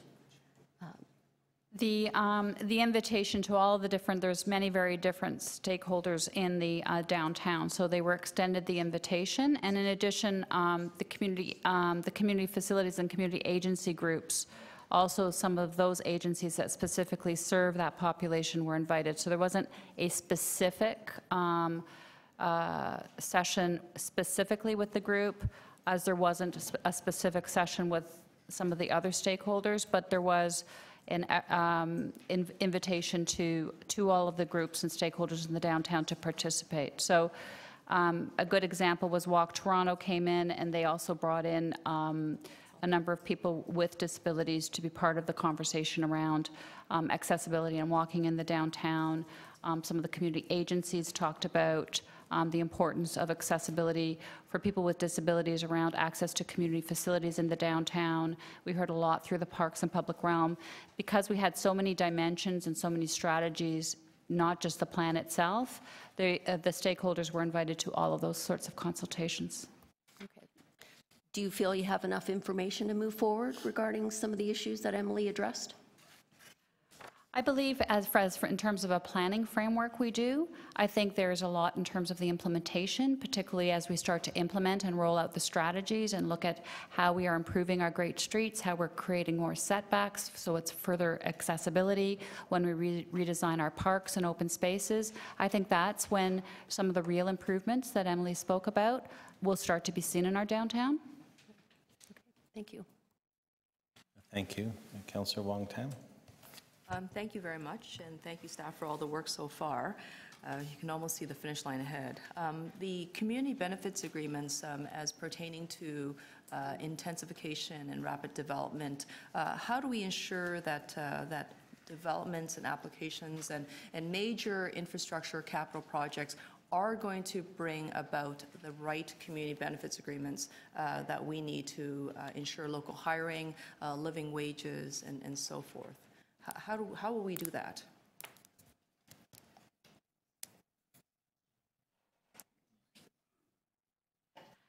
Through you, Mr. Chair.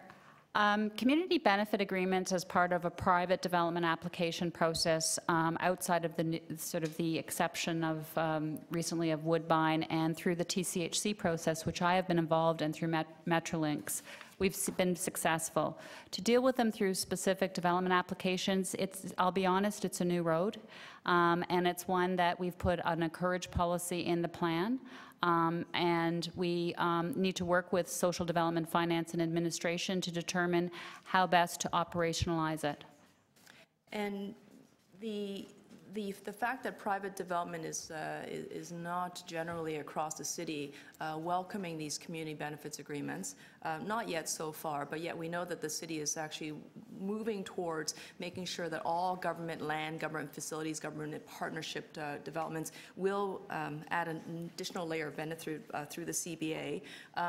Is the language in this report strong enough and specific enough to say that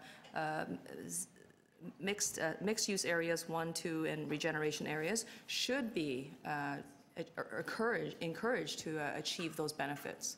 Because it doesn't look like it's as specific as it could be. Right now, it does not reference the growth areas that you reference in your comment. And if it does not reference those growth areas, does that mean that they're excluded? No, it does not. It would mean that it would be encouraged in terms of right now the wording is development will be encouraged to enter into community benefit agreements to achieve social and economic benefits in communities within which the development is located. That could apply to any area within the downtown. Okay, but it could be clarified. Could be strengthened.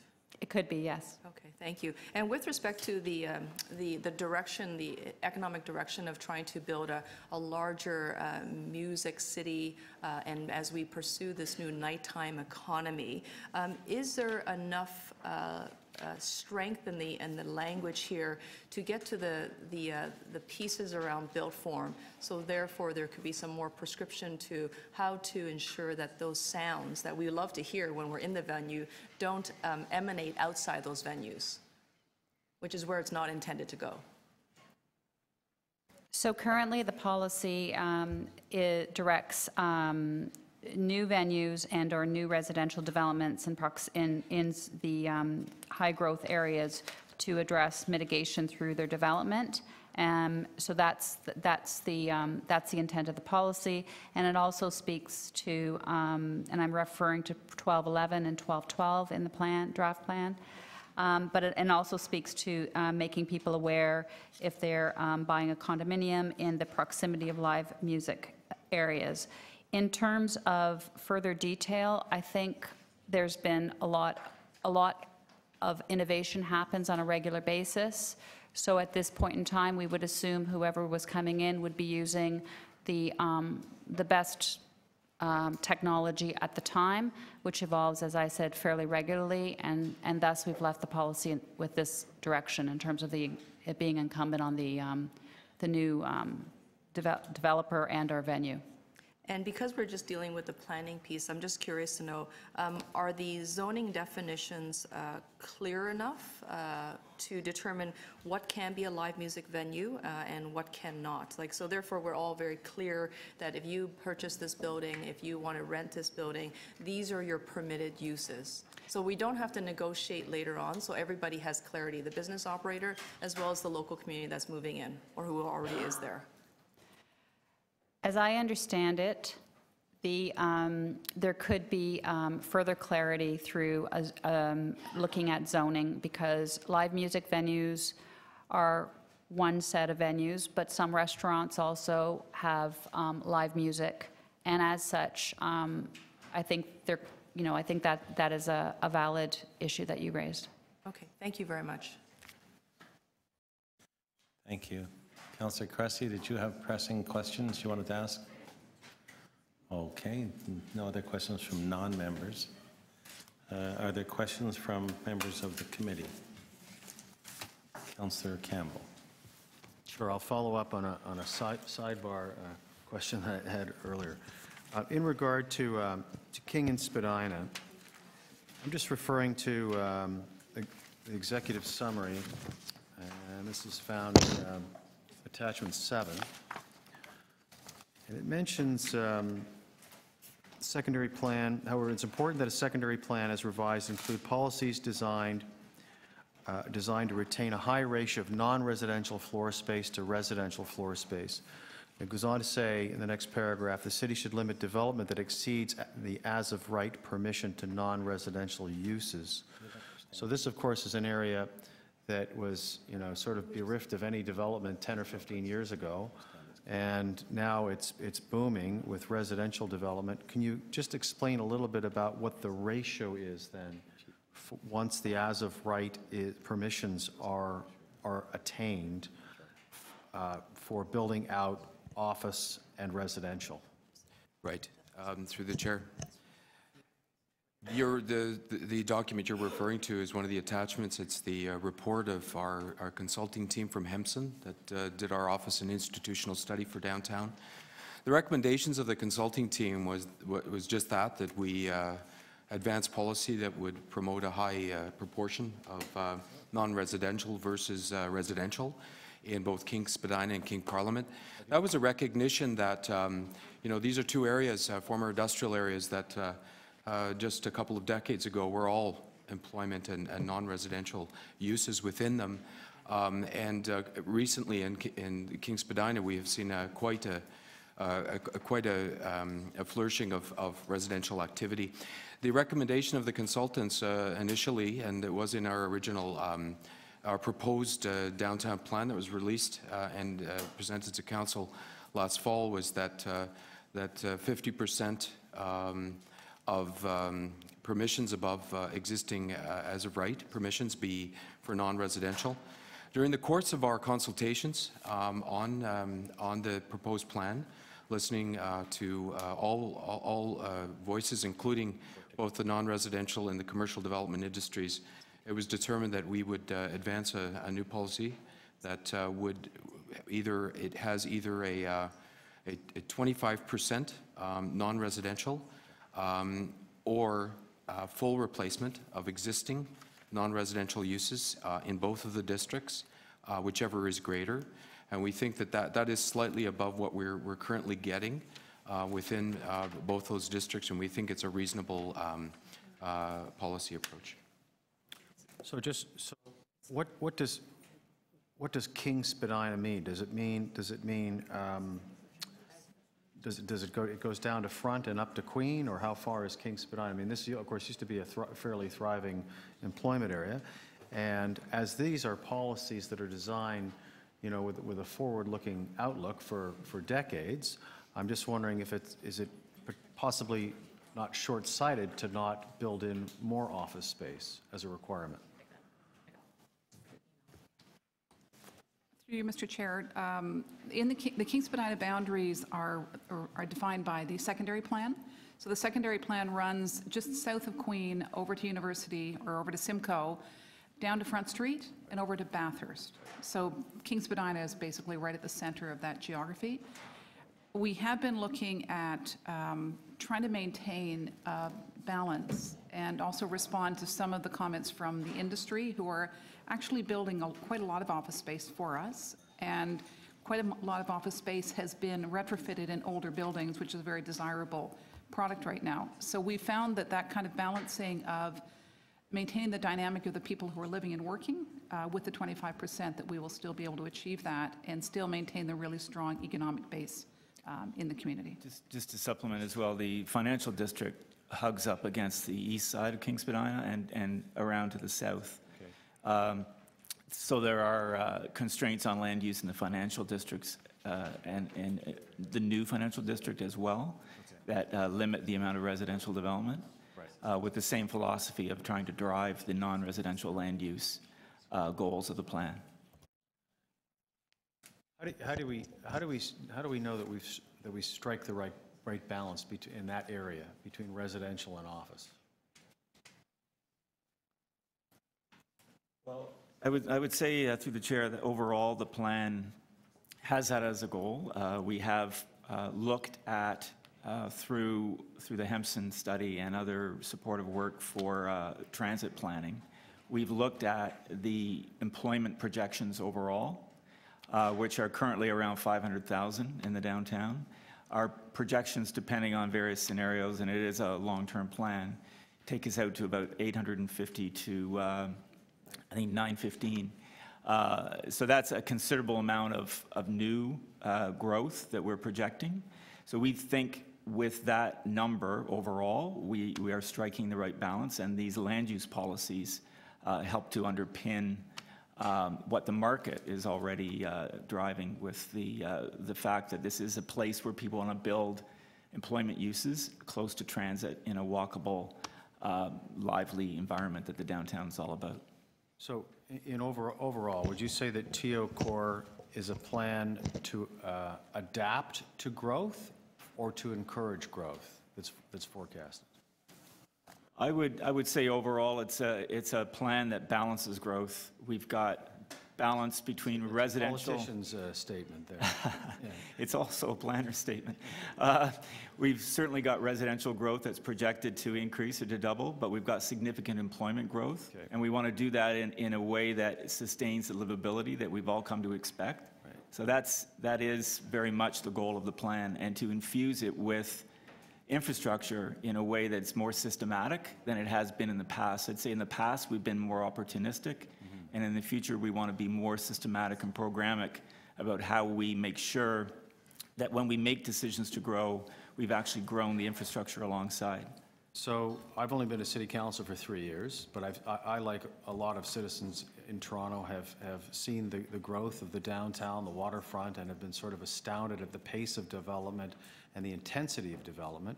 If a plan like this had been put in place 15 or 20 years ago, how would the downtown look different? Well, presumably, we would have been more systematic in seizing opportunities for infrastructure. We have been quite successful when we've done planning in a master plan environment. So, for example, the railway lands, Regent Park, other areas of the waterfront where we plan for, in the way that you would plan in the 905 for school sites and parks and alike in infrastructure. The vast majority of the downtown is moving increasingly into an environment where we've had to master plan in an infill environment.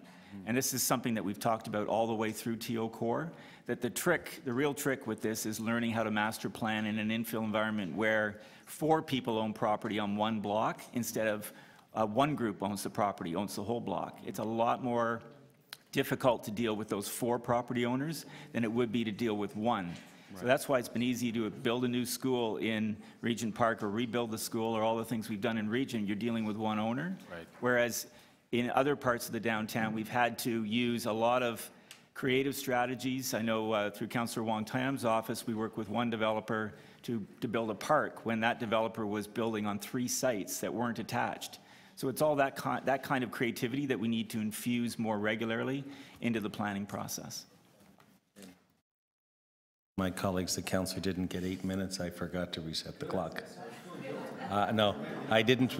I was watching it. It was about 3 minutes and a half when you started, so you didn't get 8 minutes. I'm not trying to treat anybody any differently. I had a couple of questions, if I could. Population residents is going up about 250,000. Population of employment is going up about 415,000. So it means more people coming in and out of the core in the future. Those are the potential projections. More people coming in and out of the core. Well, yeah, if you've got 250 moving in, but you have 415 working here, so we're going to have more pressure on a transit and the projections for movement via transit systems and other public transit, the public transit network. Yes. Okay. Huntley Street, and I'm trying to get this within the 5 minutes if I could. We had a number of presentations on Huntley Street. It's and why is it not part of the plan? Can you give me a brief explanation of Just that? a couple of observations on those deputations. So staff have met with a few of those deputants or people representing those deputants. The city has no application for those lands. I would just remind the committee through you that the plan represents the character of downtown, and the character of downtown includes low-rise areas, low-rise neighborhoods, special neighborhoods. Many of them are historic neighborhoods, pockets of low-rise areas. When we looked at the projections over the long term, we did not assume that those special areas would be taken away or disrupted in any significant way. Our population projections do not rely on those neighborhood areas to produce the units that we're projecting. We looked at the mixed-use areas and the regeneration areas. So there's no reliance on this committee deciding that some of those, what we call yellow areas, need to change in order to accommodate the growth. And in fact, we believe, having heard fully from the stakeholders through the entire process, and when you look at the city's overall official plan across the entire city, the city is, one of the city's strengths is its diverse form and character of neighborhoods. And that happens right in the downtown, and the staff advice was not to alter that significantly. Protecting hotels, because we've seen some come down and go up as residential buildings. So what is the plan doing to try and make sure that we have a vibrant hotel industry? So the council has considered this matter in late 2017. And there was a report request to come back to Economic Development Committee on policies that would look at the replacement hotels. We've been consulting with Economic Development. The report was for Economic Development to come back to their committee. We've been continuing to consult with Economic Development staff on that. And the matter is being considered in the context of the city's overall employment policies. So a report is still pending on that. So what the deputy brought up is, unlike residential protection where a residential unit's out, residential unit has to go back in. There's no such protection in this plan? That's correct. And if council wished to do that? Well, council considered that in a report in December and gave us direction to report further on it because more analysis was needed. Okay. Noise mitigation when it comes up, part of it is also the, you have a live venue and you have a building next to it. You really can't change a lot of what's happening in the live venue because it's already built. Are we requiring or looking for mitigation in the buildings that are next to the live venue so we're protecting the new residents of them? Well, the principle that staff were outlining, which is in the plan, is that should a new development take place beside a live venue, then steps would be taken in the review of that new development to make sure that the noise attenuation was appropriately addressed in the design and development of that new project. And then persons with disabilities, what are we doing and what more can we do to try and encourage, as we deal with the downtown, not just the green spaces and the building setbacks and the podium and skylight and all those things. What else can we do to try and encourage that we rebuild a city which makes and understands the fact of the impediments that are there for those with disabilities, that even a step this big is like a door that huge to them? Yes, and I can certainly appreciate the deputation and the issue that was raised in the deputation. A plan at this scale is setting out a broad public policy, and I recited earlier in my response the policy direction that's in the plan that's consistent with the city's overall plan to provide a functional, safe, and accessible public realm.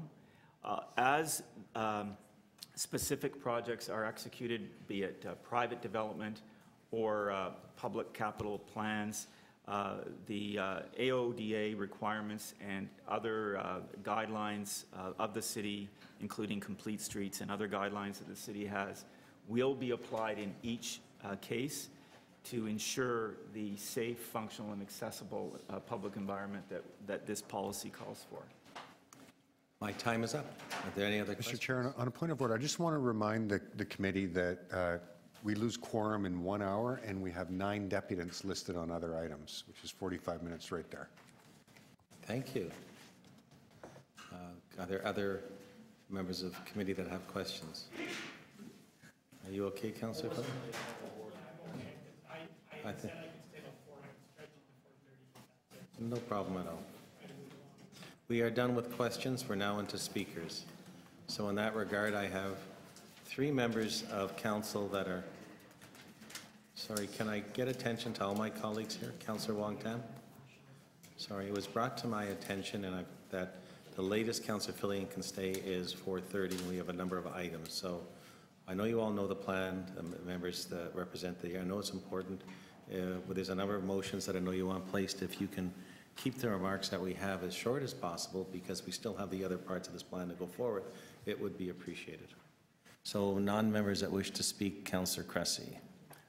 And in the interest of brevity and seeing the plan endorsed today, I'll be very brief. Let me first just thank our members of the City of Toronto staff across departments and teams, but in particular the TO core team, for years and years of work. It has been a lot. I want to praise and thank our chair, Councillor Shiner, for bringing this to PGM, as opposed to having it just go to TYCC, because this is a city of citywide importance, and he recognizes that, and I want to praise and thank our chair for that. I'll say very quickly that when downtown does well, the City of Toronto does well. The numbers are in this, but as Toronto and downtown continues to grow, a vision, the first master plan since the 1970s, is needed to ensure that it grows in a way that is livable, that is sustainable, that is equitable, and that includes arts and culture. That is all I will say. I am fully supportive of this. I have a number of amendments and motions that I understand other members of the committee are taking carriage of, and I will thank them for that. And with that, I hope to see this plan endorsed at council later this month. Thank you very much. Thank you. Are my other colleagues here wishing to say something? Councillor Wong-Tam? Yes, thank you very much. I also want to concur and give thanks to our incredible staff and also to this committee for hearing the deputants. This particular body of work, I think, is probably, to me, I think it represents some of the very best planning work that the city has done in my experience of watching the city for a number of years.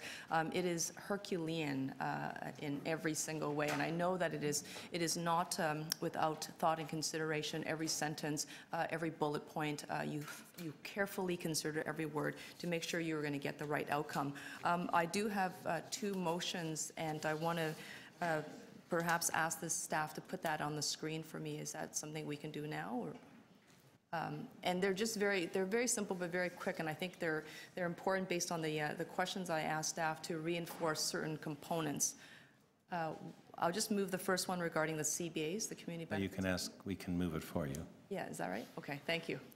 And hopefully the chair, I believe the chair is going to take carriage of this. One is, let's be very specific about where we want to encourage the CBAs, because we haven't had great success with respect to oh, you don't have that one. Okay, with respect to encouraging private developments to embrace the CBA model, and because we know that we've had all these towers going up all over the downtown, if we were able to layer on an additional component of benefits, I think that we're already under construction. Let's get that done. So therefore, it's not limited only to government projects and to government tax dollar initiated projects, but rather projects in the mixed use 1 area, 2 areas, and regeneration areas. And if private development so wishes to come to the table, then we would encourage them to do so. My next motion is regarding noise mitigation, and it is very much related to the fact that we've got this vibrant downtown area where everybody wants to be, and they want to live here, they want to work here, play here, study here, invest here.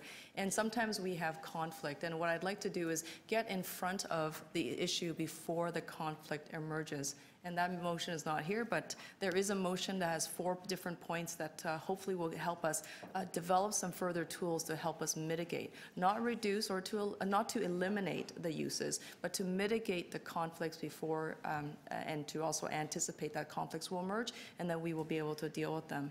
And with that, I want to thank staff for their phenomenal work, including our former chief planner, Jennifer Keesmaat, because the original motion that I moved in 2012, which this document has now become, this final product of work far exceeds anything that I had ever anticipated. And I know that, Greg, you and your team need to be commended, especially the TO Core leads, because I know you've given so much of your time, energy, and heart into making sure that we get it right. And so with that, I want to say thank you. Thank you. Are there now members wish to speak? Members of council, a committee that wish to speak? Councillor Perks. I'll just simply say that when we're trying to get our heads around what a piece of work this is, anywhere else in Ontario, this would be the city's official plan. Yeah. And so I just, let's take a moment and recognize the work that the local councillors, the chair, and the staff members have done, and just thank you for that. Okay, so in the item that's here as well, there are a number of motions. I've circulated them off to my colleagues. I am aware of the matter of time. One of them allows for further consultation with people that might have concerns between now and council meeting. There's a motion that I'll move for Councillor Wong Tam on behalf of the venues. There's a motion that's in here. There's a number of motions that staff have asked me to move on their behalf to clarify matters. There's some from my colleague, Councillor Cressy, that I'm more than happy to move that are dealing with as of right permissions and the gross densities and other issues. There's a motion that I have in here as well that asks for staff to look at ways to keep the view of the sky in open space where you can, in particular at busy corners, because we do call now for 6-meter setbacks. I don't want to put any further restrictions on it, but when you walk in corners that are awful dark and windy and cold, it's not there. So if they can find ways to policies to address sky view, sunlight, and scale of buildings and consider opportunities to improve and support the planning framework, that's in there. And then there's a motion that I have in there as well that also asks to try to define Section 37 benefits as we go forward.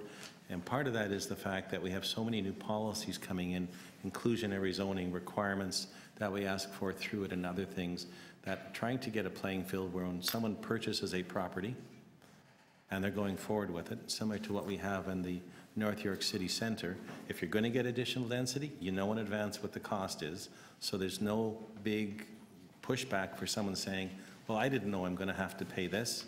Well, if you know you need a childcare, and if you know you need to do parks, and you know you need to have affordable housing in it, and you know if you get additional density, this is what we're looking for in Section 37.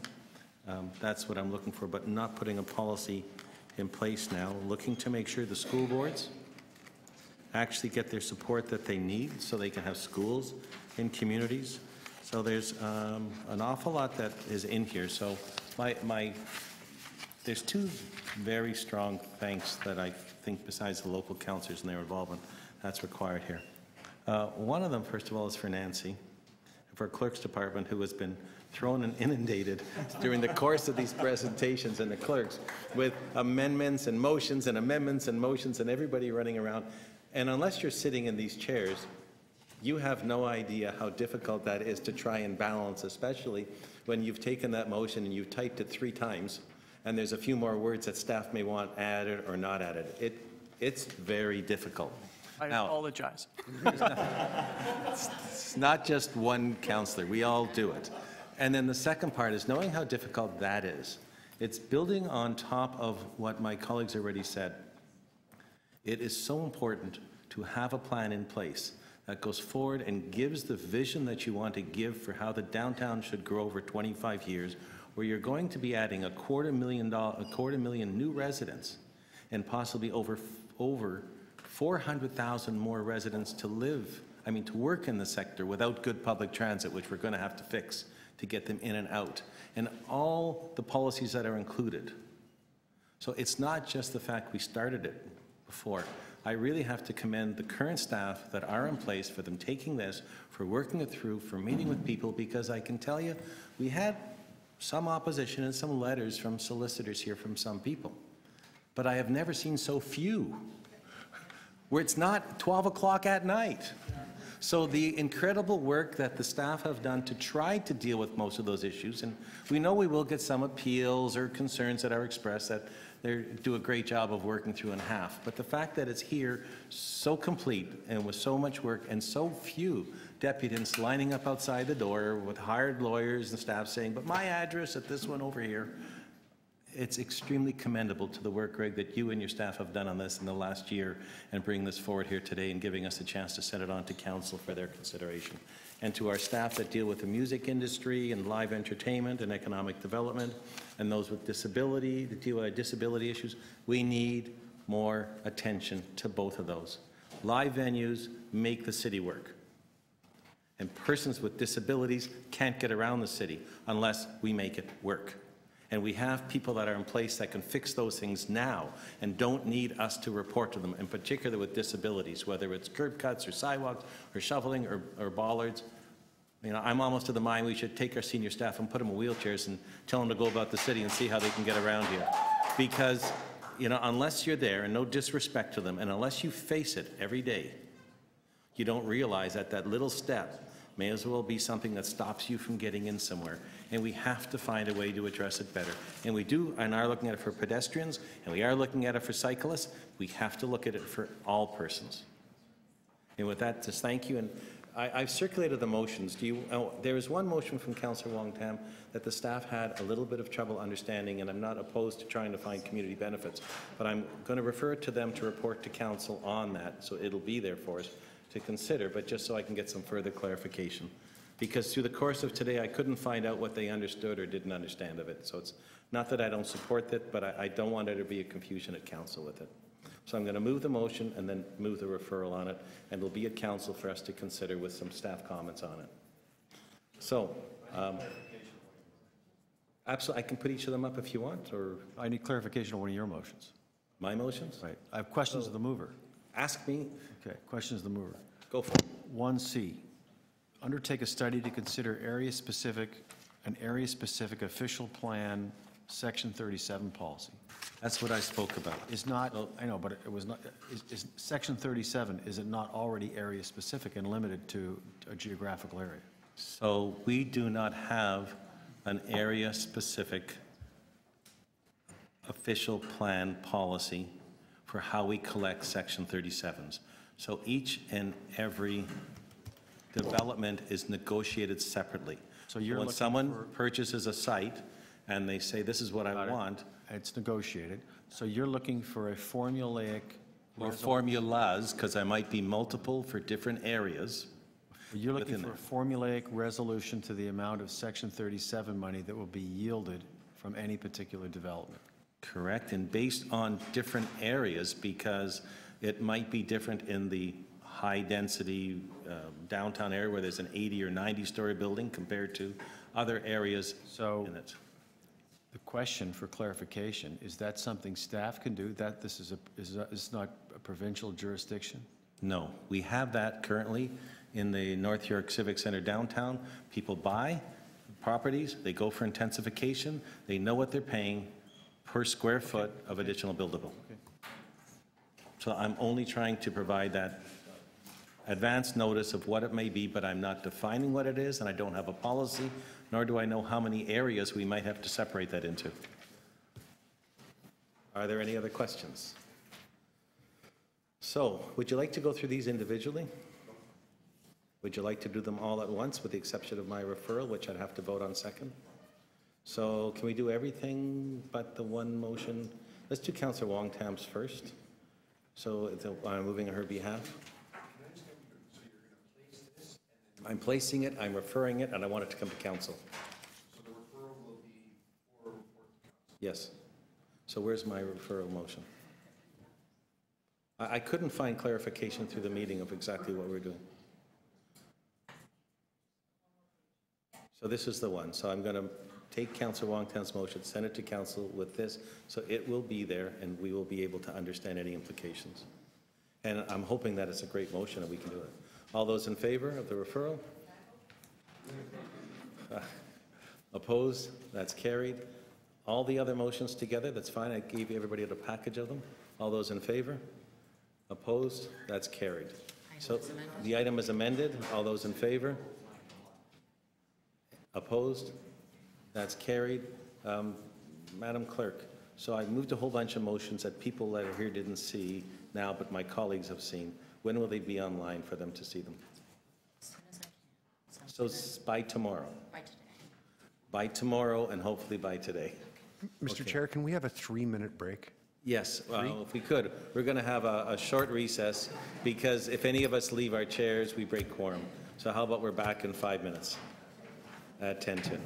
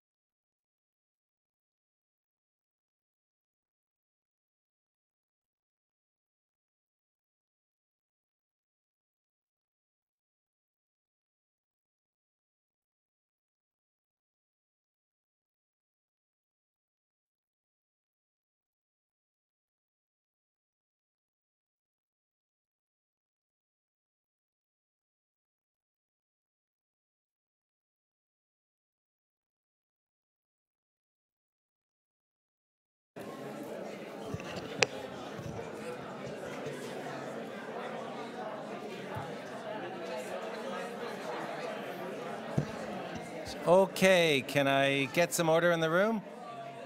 Hello?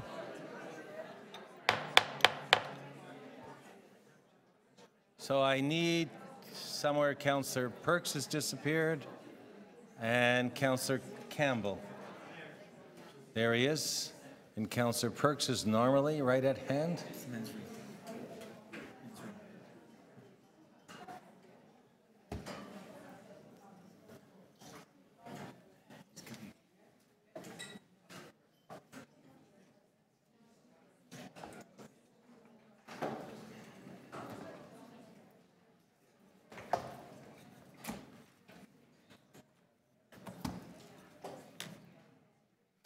I still need one member. I'm sure he's close by.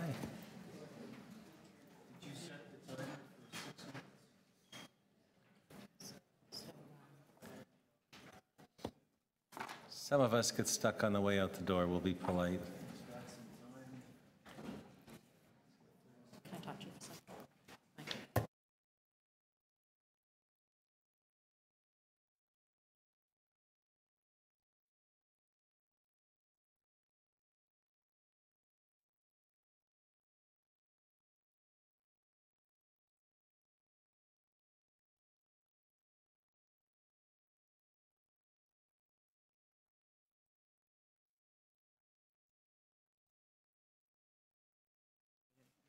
We'll let Frank know when he gets here. Yeah. And then I'll just hop out when we're done.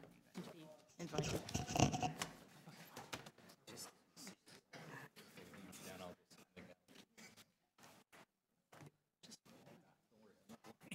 It's just for this next item, and then we just have to be a minute here for the public realm and mobility plan, and then we'll be done. We'll be happy to go back upstairs and do the rest of the work. I doubt it. Don't worry about it.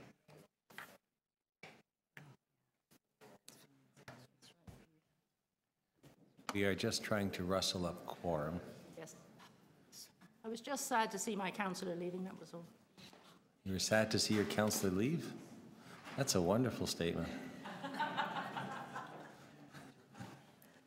I hope my constituents say that to me. I know Councillor Fillion will lead them for me on that one.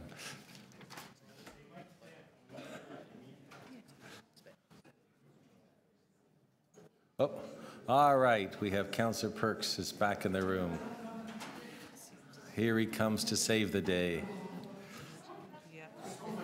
You know, Councillor Perks, we have a member of committee that has to leave at 4:30, and we have to get on with this. So we have left items 29.5, 6, 7, 8, and 9. And with the committee support, we can deal with the public speakers on them all together. And I'll ask the speakers to be the same way. I know Carolyn Johnson is here. She and I spoke over lunch. She said she's on a number of items and she can speak to them all at once. And then what I'll do is I'll just go through the list of speakers as they go through this, and then hopefully we can get done in time.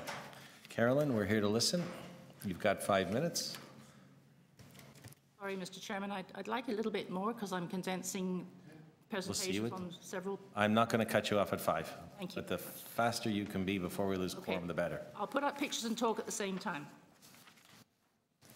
So first of all, I'd refer you to my written comments, which is 29.5.1, and I will not repeat that. There was a special showman who once used to say, make no small plans, and I'm so pleased that you haven't. This plan is amazing, and all the strategies are going to be amazing when they're implemented, but they're going to have to be funded.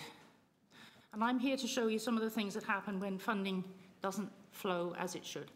You see the finish date on this project? Last year. It's not finished until sometime this summer. That's right where I live. This is some of the consequences. That's a utility trench that's not been finished. It's been like that all winter. This is the transformer that was put in to service the traffic lights. It's not finished. People have to walk across all that mud, crossing Roundhouse Park to get to the Sky Dome for Jays games after they park on Simcoe Street. Here's a close-up of the mud. By the way, the piece of AstroTurf you saw in the previous shot was put down by me to try and make it a bit less unpleasant for people. This is a piece of sort of public realm beside the condos at Lower Simcoe Street. That's supposed to be a flower planting. All it is a dog poop bed at the moment. Speaking of which, there isn't enough garbage receptacles anywhere in the neighborhood. This is what people do with dog poop if they can't find somewhere to put it. They think the pet store should deal with it. Here's my dog. By the way, this is a walk around downtown yesterday afternoon, exercising my dog. Here's my dog eating a Tim Hortons muffin wrapper. He's a Labrador, what can I say? This is a flower pot outside the little restaurant nearby. It's being used as a garbage can. I have asked city parks over and over to fix this. This is erosion caused by people walking up the slope because that's their desire line, but there's no proper pathway. When it rains, it gets eroded worse and worse, and all that flows onto the corner of Bremner and Simcoe, which is an extremely busy spot for people going to all the venues downtown in the area. I've asked for that to be gravelled or asphalted, nothing happens. Okay, here's the sidewalk crossing Bremner at Simcoe, going towards all the venues uptown. Hydro's been in and done a patch. The stripes have not been replaced. This is the park you get to if you cross that crossing I just showed you. It's called Olympic Park. It's right by the downtown convention center and the many hotels. There is not a single garbage can in that park. The garbage cans are on the sidewalk, and here are the ones that should be in the park over by the convention center, where nobody uses them anyway. If you cross over by the CN Tower, over the Robbie Robertson Bridge, you will come down to this area. This is the ramp that services the convention center north. This planting bed is lovely right now with daffodils coming up. The rest of the year it's full of weeds. This is the park beside there. It's bare. People exercise their dogs there. That's all they get. No garbage can either. When the CN Tower was shedding ice recently, that park was fenced off. This fence is still there. 3-4 weeks later, most of the fences remained at least a week after the ice stopped falling. Nobody's paying attention. This is the park sign. As you can see, it's buried in a thicket and it's falling apart. It's very sad. Lovely paved walkway between that park and a bit further along Front Street. There's a hot dog stand here. The lady who runs the hot dog stand told me that she saw someone actually fall over these missing tiles. So yesterday, the two of us found a traffic cone and put it over those holes. Okay, this is the corner of Blue Jays Way and Front Street. Those cars are actually blocking traffic, or somewhat. They tend to stop on the intersection. At that corner, from that corner to all the way to Spadina, there is not a single garbage can, but there are lots of flower planters that are used instead. Here's something more encouraging. Just checking which way up this goes. Like that. At that same corner, here's a nice piece of public art on a traffic signal control box. This is a great program that's being used in the public realm. I'd like to see more of it. Okay, going along Front Street, this is a large parking lot that's supposed to be a development site. It's got a sign on it that's mouldering, that's been there for years. When I worked in Scarborough, the zoning bylaw said you can't have gravel parking lots. But we seem to allow them downtown, right where millions of people park here every year to go to the Jays games and the CN Tower and whatnot. And they deal with this revolting mess. When it rains, the potholes are like this. The developer, I mean, the owner doesn't seem to be required to fill them with anything more substantial than a bit of mud from time to time. So me and my dog were going to this off-leash park. This is Clarence Square. We have pea gravel. All dog owners hate pea gravel. A lot of dogs hate pea gravel too. It hurts their paws. And the fence design, while pretty, is nuts because tennis balls and even small dogs could squeeze through those railings. So people who design these things should really think about it. Why don't they ask the dog owners what would work? The Parks Department seems to have a funding problem with turning on the water in the summer. This bowl is still dry. There's two fountains in that park.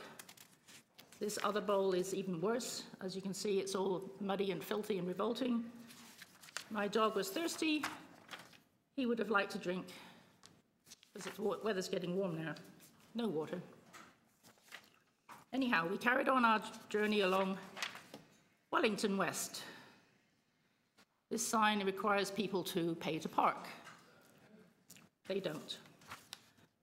I found many cars along there not displaying a ticket. That's taken through someone's windshield. It's a little hard to see, but his dashboard is empty.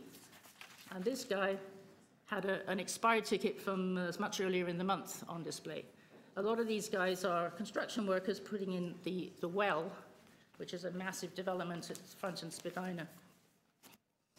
Walking along Wellington West, we can see the construction site I referred to, and that's just a little part of City Place, which some of you may be familiar with. It houses 20-something thousand people, according to the president of the Residents Association. That's a vertical town, not just a vertical village. It's huge. And it's just now getting a school and a community centre and another school. It has a park, it has no arena, it has no facilities on the park, not even toilets. It's pathetic.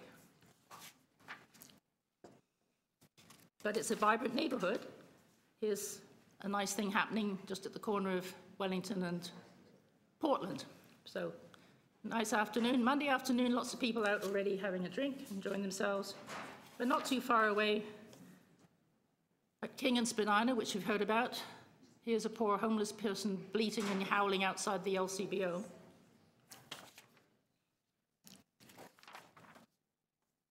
King Street planters are not done by the city. The BIA maintains them. They're in the process now of putting in the spring flowers. Here's the King Street pilot. That's a protected stop there for the King Street car. And of course, the nearby store has put out its garbage. It doesn't have anywhere curbside for proper pickup because the stop is there. It needs to be thought through a bit better. And there's some spring flowers. They've only been in a matter of days, and there's already someone using it per coffee cup, even though there's a city garbage can. There is actually a garbage can here nearby. So, you know, the public needs a bit of education. Community facilities is on the reports. Here's some of the facilities we need. They happen to all be there collected dealing with an emergency on the streetcar.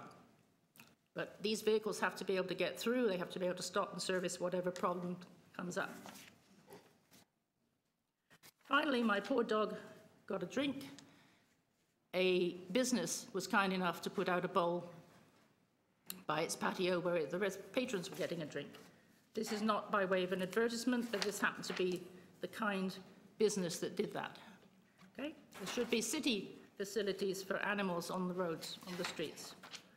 And if anybody doubts that we need better transit, this is a small portion of the queue for the King car yesterday around 5 p.m.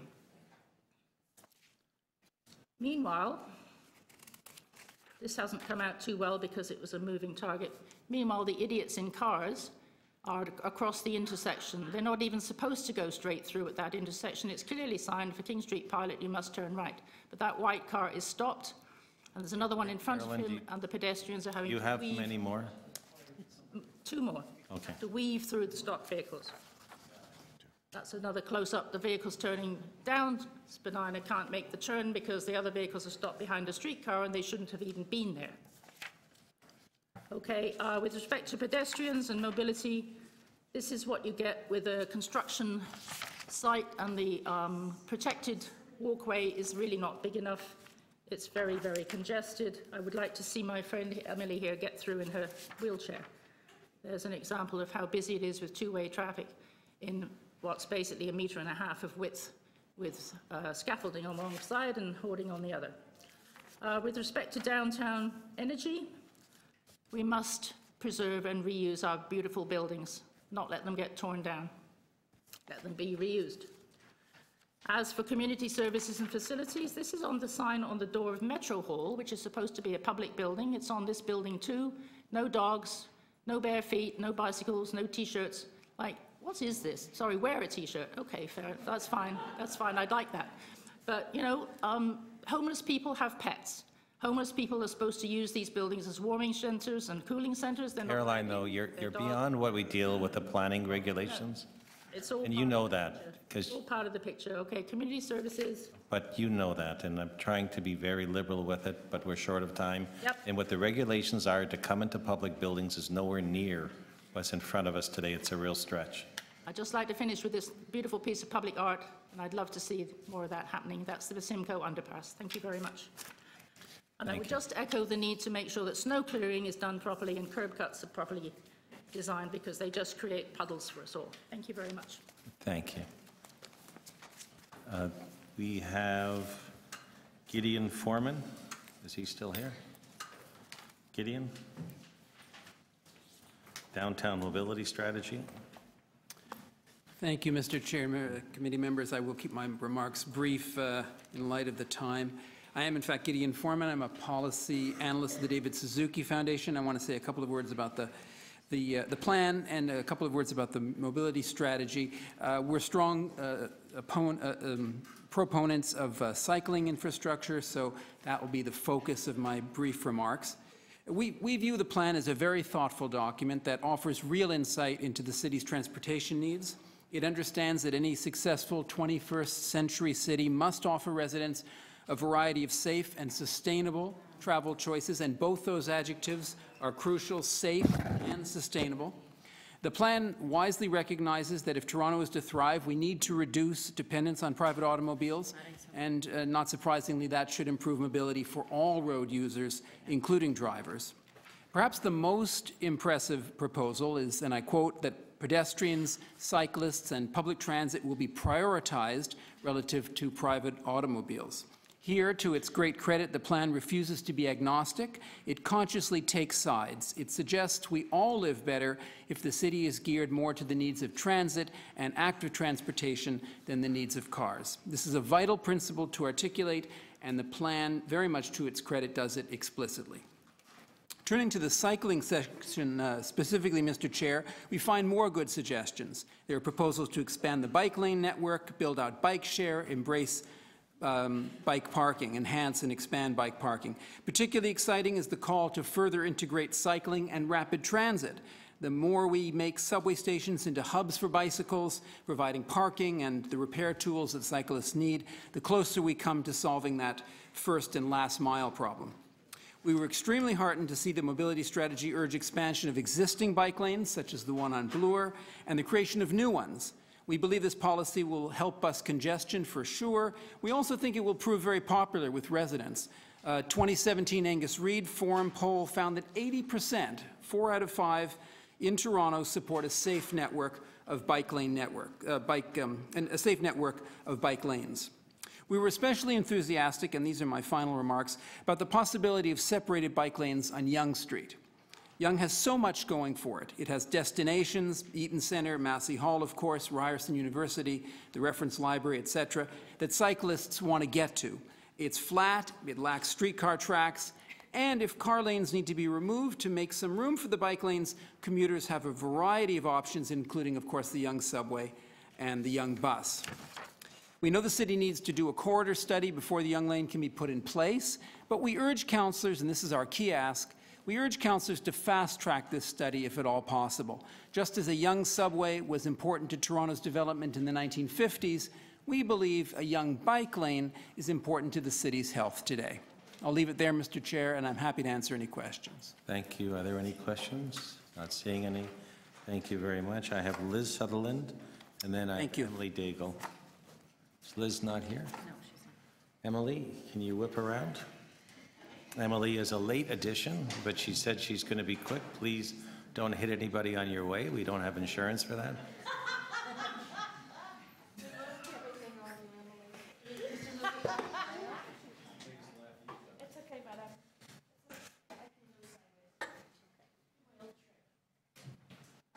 Okay, Emily, we're here to listen.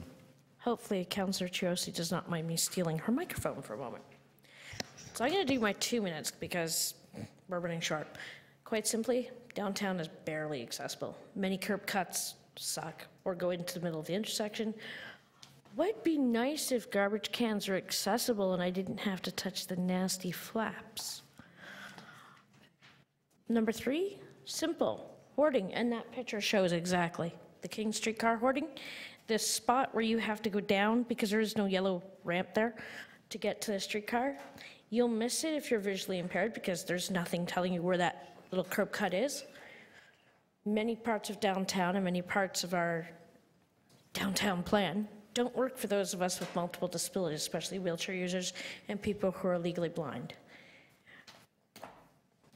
My last point is simply this. Unless we start thinking about everybody in our community, both those that are lucky enough to be able-bodied and those that are not able-bodied, we must remember this. You can be disabled in this amount of time. Snap the fingers. And then your life changes, and then you'll realize, oh my God, how do they do it? I wish each councillor would do what Andy Byford did when he was here, and Rick Leary, go around the city in a wheelchair, or better yet, legally blind and in a wheelchair, and hearing impaired, and see how hard it is. Many downtown intersections don't have audible signals at work or the buttons are broken. Many sidewalk cuts, when the utilities do it, they don't replace the lines, they don't fix the curb cuts properly. So we need to focus more on fixing the realm, making the realm fit for everybody, not just those of us that are running and walking down Bay Street. I ride on the road because I feel safer half the time. So, thank you. 2 minutes. Thank you, Emily.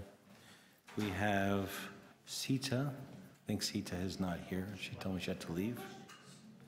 No questions, Emily. We understand what you're looking for. I have Lina Sad. Is Lina here? Lina from Scadding Court. Lina? Hi. You have 5 minutes. If you are less, we do appreciate it. It will definitely be less. So thank you for having me. My name is Lina Saad. I'm here on behalf of Scadding Court Community Center. I specifically want to express our deep support for the proposal for a capital renewal strategy for AOCS that's outlined in the Downtown Community Services and Facilities Strategy. In order to continue providing vital services downtown, AOCS need to be funded. Currently, Scadding Court Community Center is situated at Bathurst and Dundas. We're co-located with the Sanderson Branch Library, as well as with an indoor pool run by Toronto Parks, Forestry and Recreation. When the building was built, it's now 40 years old.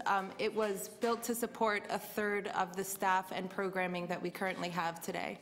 And I think it's outlined in the plan why this funding is needed. To give you an idea of what it's like to be inside of a building that is aging and is inadequate, our youth mezzanine as well as our pool viewing deck have now been converted into staff offices. Our ping pong area and communal space for seniors has been converted into a computer lab. So we're basically stuffing all of our communities together. We're stretched beyond our capacity. The Toronto Public Library has recognized this, as has the pool, and they have been considered in their own capital improvement plans for redevelopment. We're currently undergoing a redevelopment feasibility study. This is led by Toronto Real Estate Services, and right now, the community center itself has no consideration under anyone's budget for redevelopment. So we, again, want to express our enormous support for this proposal, and thank you for putting it forward. Thank you. Are there any questions of the deputant? Not seeing any. That is the end of the deputations that I have. We have then all the items together. Are there speakers, and we can speak to them all at once if you wish to them, or are you questions of staff first on them? Question of staff? We're doing almost the rest. 5, 6, 7, 8, 9. We have item 2 to come back to. Sure. Councillor Campbell, questions of staff. So a question to park staff. I mean, Councillor Cressy might have liked to have asked this question, but it was about the pictures that we saw in the public realm in the core of downtown Toronto. I mean, I think I would like your comments on it, and I'd like to have an understanding as to why things aren't in a better state of affairs.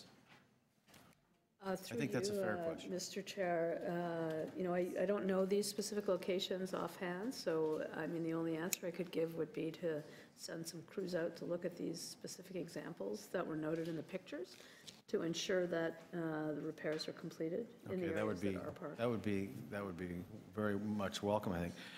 In regard to, and I'm not sure who's going to answer this, but it's in regard to the alternate rate policy. So I'm looking at, sorry, which one am I on here? I'm in 29.5, downtown parks in the public realm. The downtown plan has proposed a new alternate rate policy as provided through Section 42 of the Planning Act. Policy included in the downtown plan directs that alternate requirement for parkland dedication at rates commensurate with the intensity of development. So what is the new alternate rate policy? What is the intention of this change? So the alternate rate policy is actually in the plan itself. That was before just before the committee. I'm just looking for the section of it, sorry. And it speaks to the language that you just read in the report.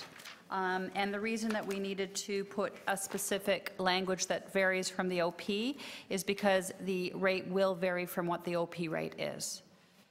That's the intention. Because currently the OP rate caps out at 10% of the value of a site, and we know that it does not reflect the intensity of development. So it's 7.41 is the policy in the plan. And okay, so what the new alternate rate policy is? So the alternate rate policy is broad and general, and the specific alternate rate, which will actually be the percentage or number, is something that staff have to develop and report back, and that will be reflected in the bylaw, which is separate from the official plan. So the two tools work together. So it talks about the identification of priority parks and public realm projects that will require future technical feasibility studies. Can you explain that to me? Because my understanding is there's very little space, very little opportunity for parks and increased public realm in the downtown area. And I'm wondering why, if this is one of the recommendations going forward, why it wasn't a recommendation many years ago. And are we not already, in fact, doing something like this? Because this is a 25-year Parks and Public Realm plan, there are a variety of small moves that will not require those technical feasibility studies, but there are some larger moves and/or they're around when we look at great streets and changes around that. So some of those bigger moves will require more technical feasibility studies. And if you think about Rail Deck Park as an example, because that's in the stitch, that had that will have a number of that's a stage-gated process with a series of technical feasibility studies to advance it. Do you have, I guess what I'm looking for is some specificity. Are there other areas, are there other little parcels of downtown that you're looking at? The Rail Deck Park is the biggest, you know, I guess, flashiest example, but are there other areas where you're looking at as opportunities? And have they been identified? The park plan actually has identified them through the various scales. Some of the specificity in terms of the land, it would not be in the city's interest to say that we're interested in this particular piece of land, but through that you have identified? Yep. Okay. All right. Okay, that's good to know. That's all I need to know for now. Thank you. Are there other questions of staff? Not seeing any. Councillor Cressy, you had 3 motions that you've given to staff, to clerks, which I have asked staff and they're aware of. Do you have anything you wanted to say here? Just in the interest of time, I have 3 motions related to the great streets, related to the Grange neighborhood and the campus plan there for community services, and related to neighborhood green plans. If somebody, Mr. Chair, yourself or other, is able to take carriage of those 3. And I would just thank staff and say that to have growth without an aligned infrastructure strategy, well, you can't. You can't have growth without it. And so the challenge is to implement it. But this is what's necessary. It's been an enormous effort by our city staff in all divisions and departments to pull this together, and I want to thank them across divisions: energy, transportation, TPL, childcare, children's services, you name it. Thank you. That's all, Mr. Chair. Are there other members of committee? Take carriage of Councillor Cressy's motions. I would, if I could get the attention of our staff for a minute. So I would ask, in particular, Barbara Gray and Janie Romoff, to get a copy of the YouTube video. I don't think a motion is worthwhile here. I think that these are general items that we should do better on. I don't think we could send or give you anything here that could be better than the presentation that we actually had from Carolyn Johnson. If you could go through it, see what the problems are, and probably understand that they're outside of that area as well. Other people walk, see ways that you can improve it, and contact our friends in municipal licensing and standards where necessary to also see what we can do, because it's quite embarrassing to see those photos come up here when we're bringing forward a policy as we are to try and enhance the downtown. We know that they exist and they're just outside of it, so we could do better. And in regards to accessibility issues, I think we also have to look in those same areas at what the causes are and anything that we can affect to make it better for those with mobility, vision, or hearing disabilities in the downtown. Because we couldn't possibly write a motion for you to do it, and unless you and your staff really sit down and take a hard look at it and see what we can do, it won't get done. It really is, and we trust in you. You're good at what you do. We have the best staff, I think, anywhere that you'd have in Ontario, if not in Canada, that know it and care about it, and if you can get those forces to go out and look at these things, it would be very much appreciated. With that in mind, thank you to the, this is a planning matter, so you've done great work. Councillor Cressy's already said that. Thank you for your hard work on this. I think we should send it on to council. Can we, how do we vote on this, Madam Clerk? Motions for item 5. All in favor? Any opposed? Carried. Motion for item 5 is amended. All those in favor? Opposed? That's carried. Item 6. No motions. Staff recommendations. All in favor? Any opposed? That's carried. Item 7. There is a motion. I did ask staff to look at the motions and they were satisfied with them all. Item 7, the amendment. All those in favor? Any opposed? That's carried. The item is amended. All those in favor?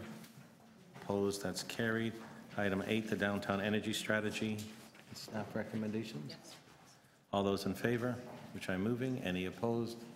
That's carried. Item 9, downtown water strategy. No recommendations on that?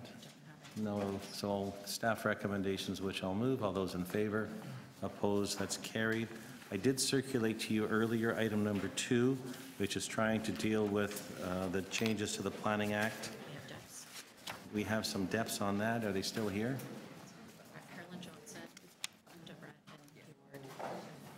We have very little time till we're out of it. Please come forward if you can. Who's first on the list?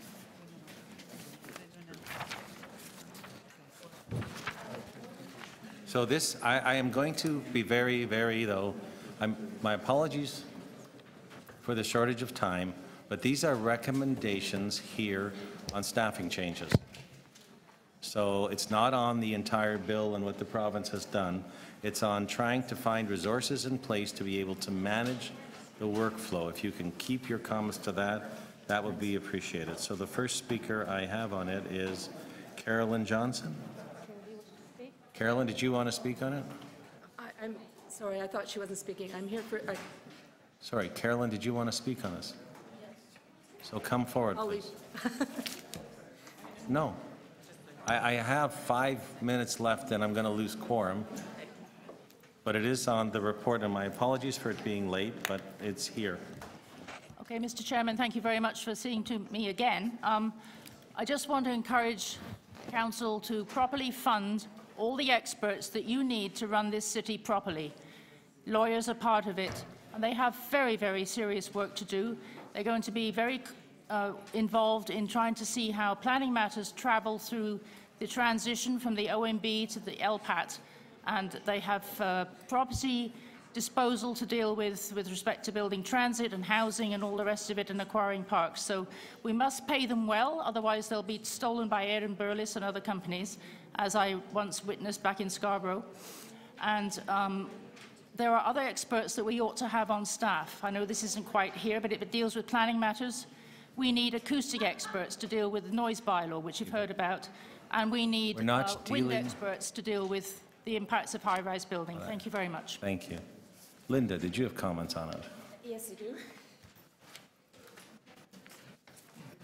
And I'll do this very quickly.